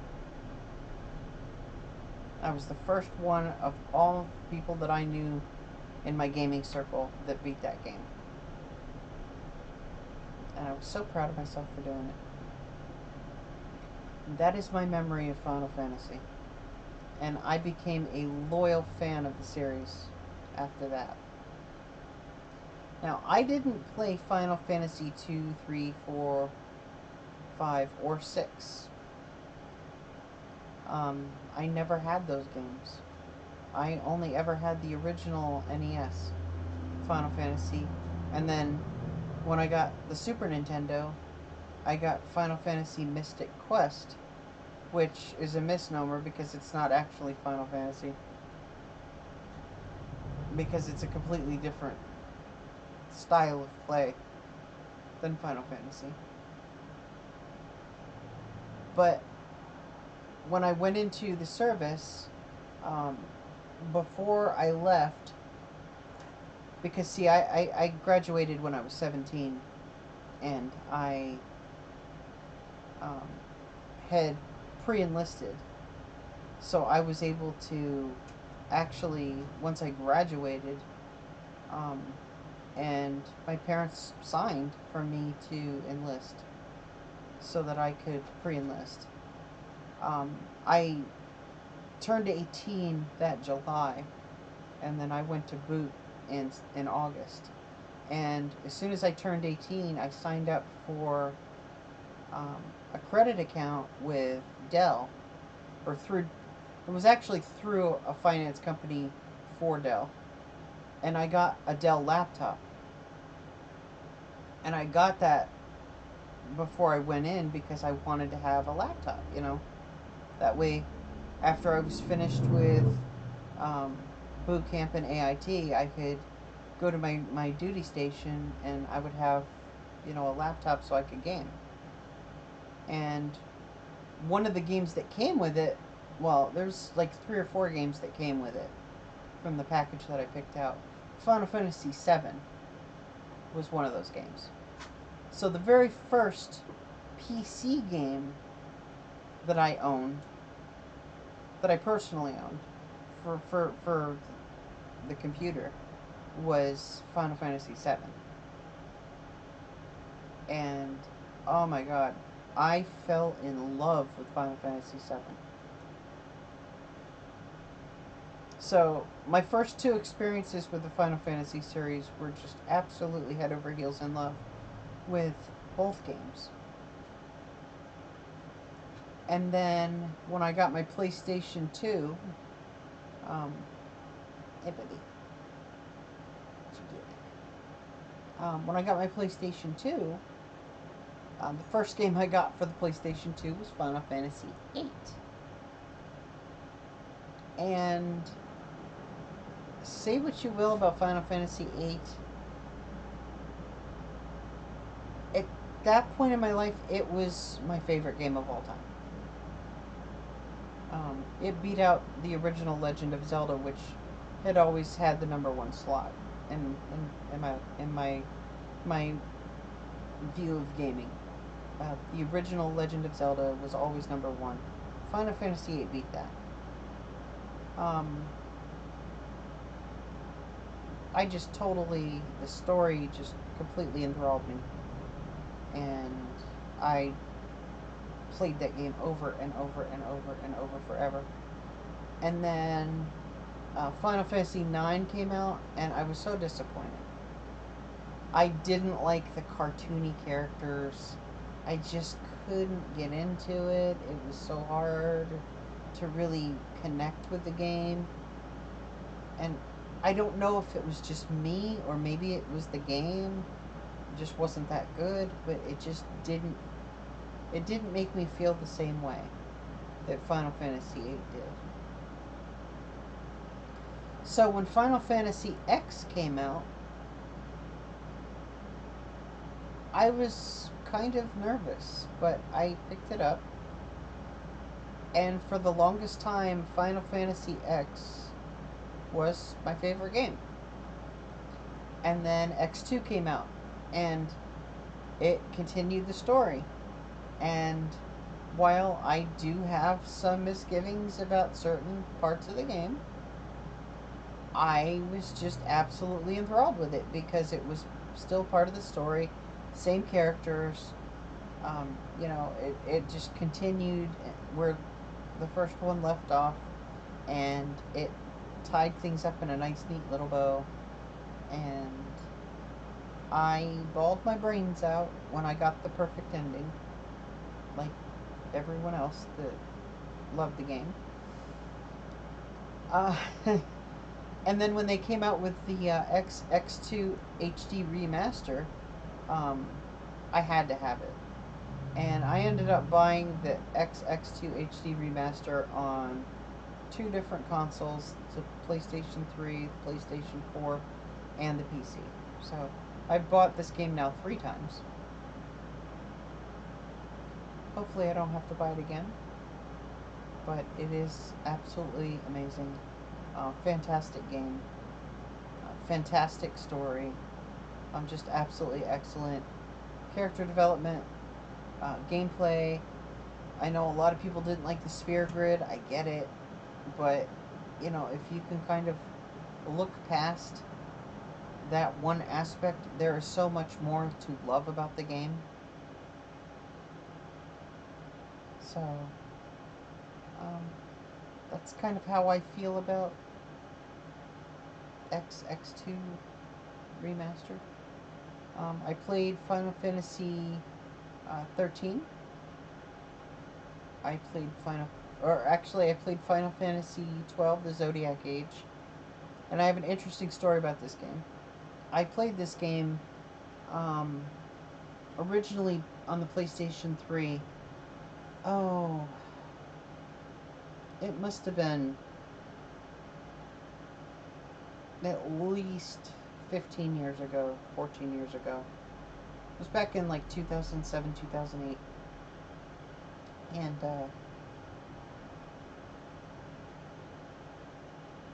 I was kind of a completionist back then. I loved getting like all the achievements in games. And there was one achievement that was pretty tough. I don't know if the PC version has it or not. I think it does. Yeah. PC version has it, I think. But there's this one boss that you have to fight through the Hunters Guild quest that you do. I think it's Yasmet. But this fight took... It was one of the hardest fights I've ever had in a Final Fantasy game. And this fight took me about 8 to 8.5 hours to complete. And I've heard of people going longer than that, so I think I did pretty well. But it was epic. I don't think my hand has cramped that badly ever. I was so wiped out after beating him that I slept for a couple of days. I was just drained. Like emotionally and physically exhausted. It was just such a toll because I was so angry that it was taking so long to beat him, and I'm a stubborn bastard, so I wouldn't give up, you know. And it was probably one of the hardest achievements I've ever gotten. It was totally worth it. And unfortunately, I got it on my ex's PlayStation 3. So I have no way of even reclaiming that achievement that I earned.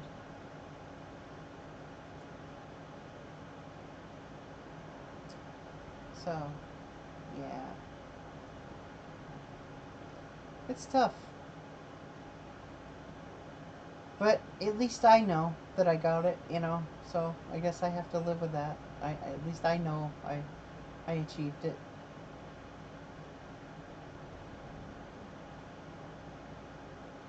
And then I played Final Fantasy 13 and 13-2, and they're good. I mean, for what they are, they're okay. The story's kind of interesting, and it's got, you know, more modern type graphics, but the story never really captured my heart the way X and X2 did. That one really captured me. And the Zodiac Age, the story was interesting, but I was more like obsessed with the Hunters Guild quests. So I think that's kind of what drove me through most of the game. Was, you know, striving to get that completionist. But, yep, 13 and 13-2 were interesting. They were decent games. I never played Final Fantasy 11. I did sign up for the beta for Final Fantasy 14, and I was, you know, part of the group that first started playing it when it launched, and then they took it down, and then they brought it back up after they remastered or reworked it, and they had taken a bunch of my stuff out of my inventory, and like most of my money was gone. And I was so pissed off because I had actually worked really hard for what I had. And so I refused to play Final Fantasy XIV after that. And then oh, what was the next one that came out? I played it on the PlayStation. It was Final Fantasy 15, but I think it had a different name. I think it said something else. But I played that on the PlayStation 4. And that was kind of interesting. They took it almost felt like a more modern, it had a more modern type of game style, like they had taken Final Fantasy VIII's game style but modernized it, with better graphics. So, and I heard that they're coming out with another Final Fantasy game, Final Fantasy 16, and I'll probably give that a try. And since, these games aren't all connected, other than through the name, they usually have different stories. Like 7 is completely different than 8, and 9 is completely different than 8, and 10 is completely different than 9, and X and X2 are continuations, so I would play them as a set. I would play 13 and 13-2 as a set. So playing Final Fantasy 16, I don't need to go back and play 15 unless it's a sequel or a prequel. So. But I love the Final Fantasy series. It's always been a go-to series for me for single-player games. They usually the quality is very good, like I said. Other than Final Fantasy 9, which I never really could get into, I've always loved the series, and I want to actually play through like Final Fantasy 2, 3, 4, 5, and 6, just to see what the stories are like, because if they're anything like the first one, or anything like, any of the later games, I'll probably have a really good time playing it. But, okay. I think this is a good place to park it, so that I can remember that I've ended with Final Fantasy. That way when I do my next stream, I can pick up from where I left off, and go over some more of the games. But we made it through A through F. I think that's a good start for 4 hours and 16 minutes. So, I'm actually getting really, really tired, and I'm having a hard time concentrating. I don't know if you can tell that I'm exhausted, but, yeah.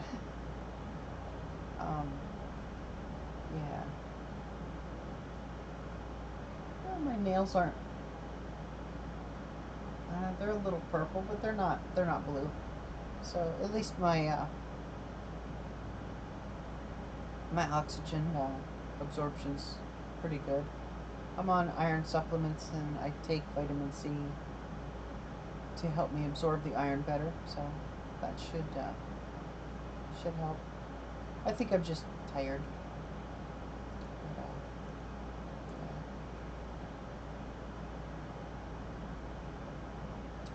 But other than video games, I also listen to audiobooks. I have almost 100 audiobooks. Physical books, I used to have hundreds. I've been selling them off over the years, um, just to save room, really. But I love books. I love books, I love video games, and I love movies. And I love music. So, I'll probably go lay down, put on an audiobook, and fall asleep. So, thank you for hanging out with me, and thank you so much for resubscribing. I really appreciate it. Hopefully you've been enjoying the stream, and it was really awesome hanging out with you and getting to talk to you. And for everyone else that's been watching, hope you had a good time and liked some of the stories that I had. And I look forward to maybe doing this again. Maybe I can make this a more frequent thing where I just kind of hang out and just kind of chat with you guys. Talk about whatever you guys want. Can always talk about games. It's not like I'm short on them. So if I ever ran out of games, I could talk about the books I've read. I've read thousands of books over the years. And if we can't talk about that, I have 800 movies on my computer, so I'm sure we could talk about something. Uh, it's one of those things that, I'm a very big fan of pop culture and entertainment, so I can always talk about that stuff. You're not always super talkative, but you're listening and then talking back in your head. That's okay. You don't have to be super talkative. I usually I'm quiet. This is the most amount of talking I've done since the last time I streamed. There are some days where I don't say hardly 2 words. My spouse has a pretty dedicated group of friends that she likes to hang out with, and I try to give her as much space to spend time with them as I can, because I know how important it is to not have somebody stand over your shoulder and nag. And I want her to have fun with her friends. And I know that that's something she enjoys doing, and if she needs me, she knows I'm here. And she can come spend time with me anytime, or she can ask me to come spend time with her, and I will. And we have that kind of relationship where we're comfortable. We've been together for 14 years. We're comfortable enough with each other that we don't need to be in the same room all the time. I know she's in there. She knows I'm in here. I can hear her laughing and talking with her friends. She can hear me talking to you guys. And every once in a while, I'll get up and go poke in on her, see how she's doing. Give her a kiss on the top of her head. Ask her if she wants, a fudge pop from the freezer, or a cup of coffee, or something. Or she'll get up and she'll go poke around, look for a snack, and she'll ask me if I want, an iced tea, or if there's anything she can get me, and that's kind of our thing. And then we give each other the space to do what we want. And we're happy that way. It's nice. And then there are times where, we'll dedicate, a little bit of time we call it snuggle time, where we curl up in bed and we watch a movie or we watch a show. Last night she got me to watch the show called The Wolf. I think it was on Hulu or Amazon Prime or something. It was awesome. I sat and watched all 8 episodes last night, binge watched it. She's like, you need to watch it. You need to watch it and catch up to season 2, because I started season 2 and I want to watch it with you. I'm like, okay. So she watched the first 3 episodes with me, and then she got tired.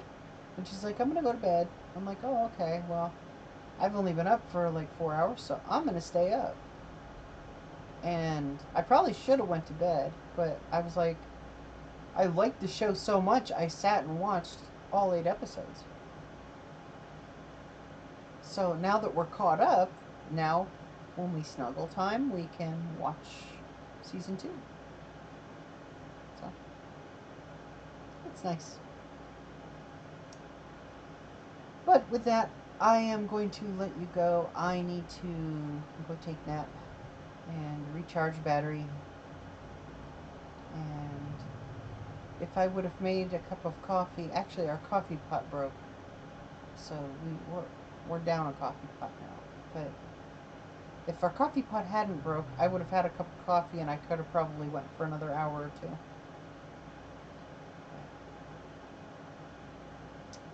Alright, I will talk to you another time. Thank you so much for watching. For everybody out there that's watching, please support my channel. You can support me by following the channel. You can support me by becoming a subscriber.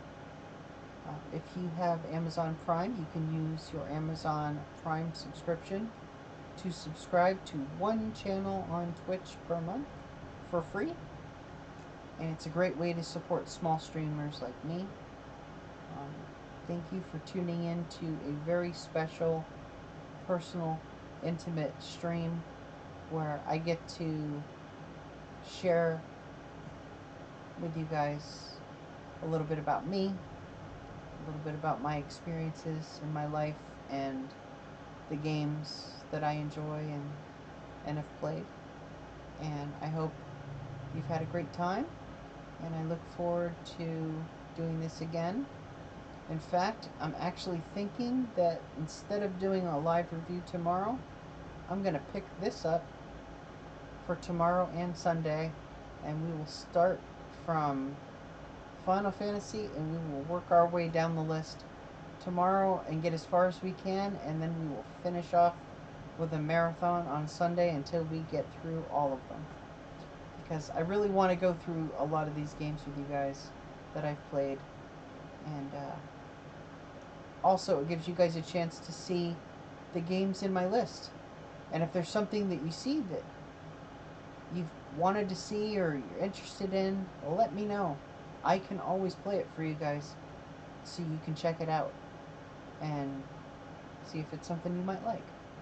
So I think we'll do that tomorrow and Sunday instead of our regular review, because I haven't actually written a synopsis for the reviews yet, and that would take a couple of hours to do some research, pull up some information, write it out, and stuff. So this way I can still give you guys the stream this weekend, and we can also pick up while you guys are still fresh where we're leaving off today. So have a good rest of your evening, enjoy your weekend, and I will see you tomorrow at 2 p.m.? Yeah, 2 p.m. Eastern Time. Alright, bye for now.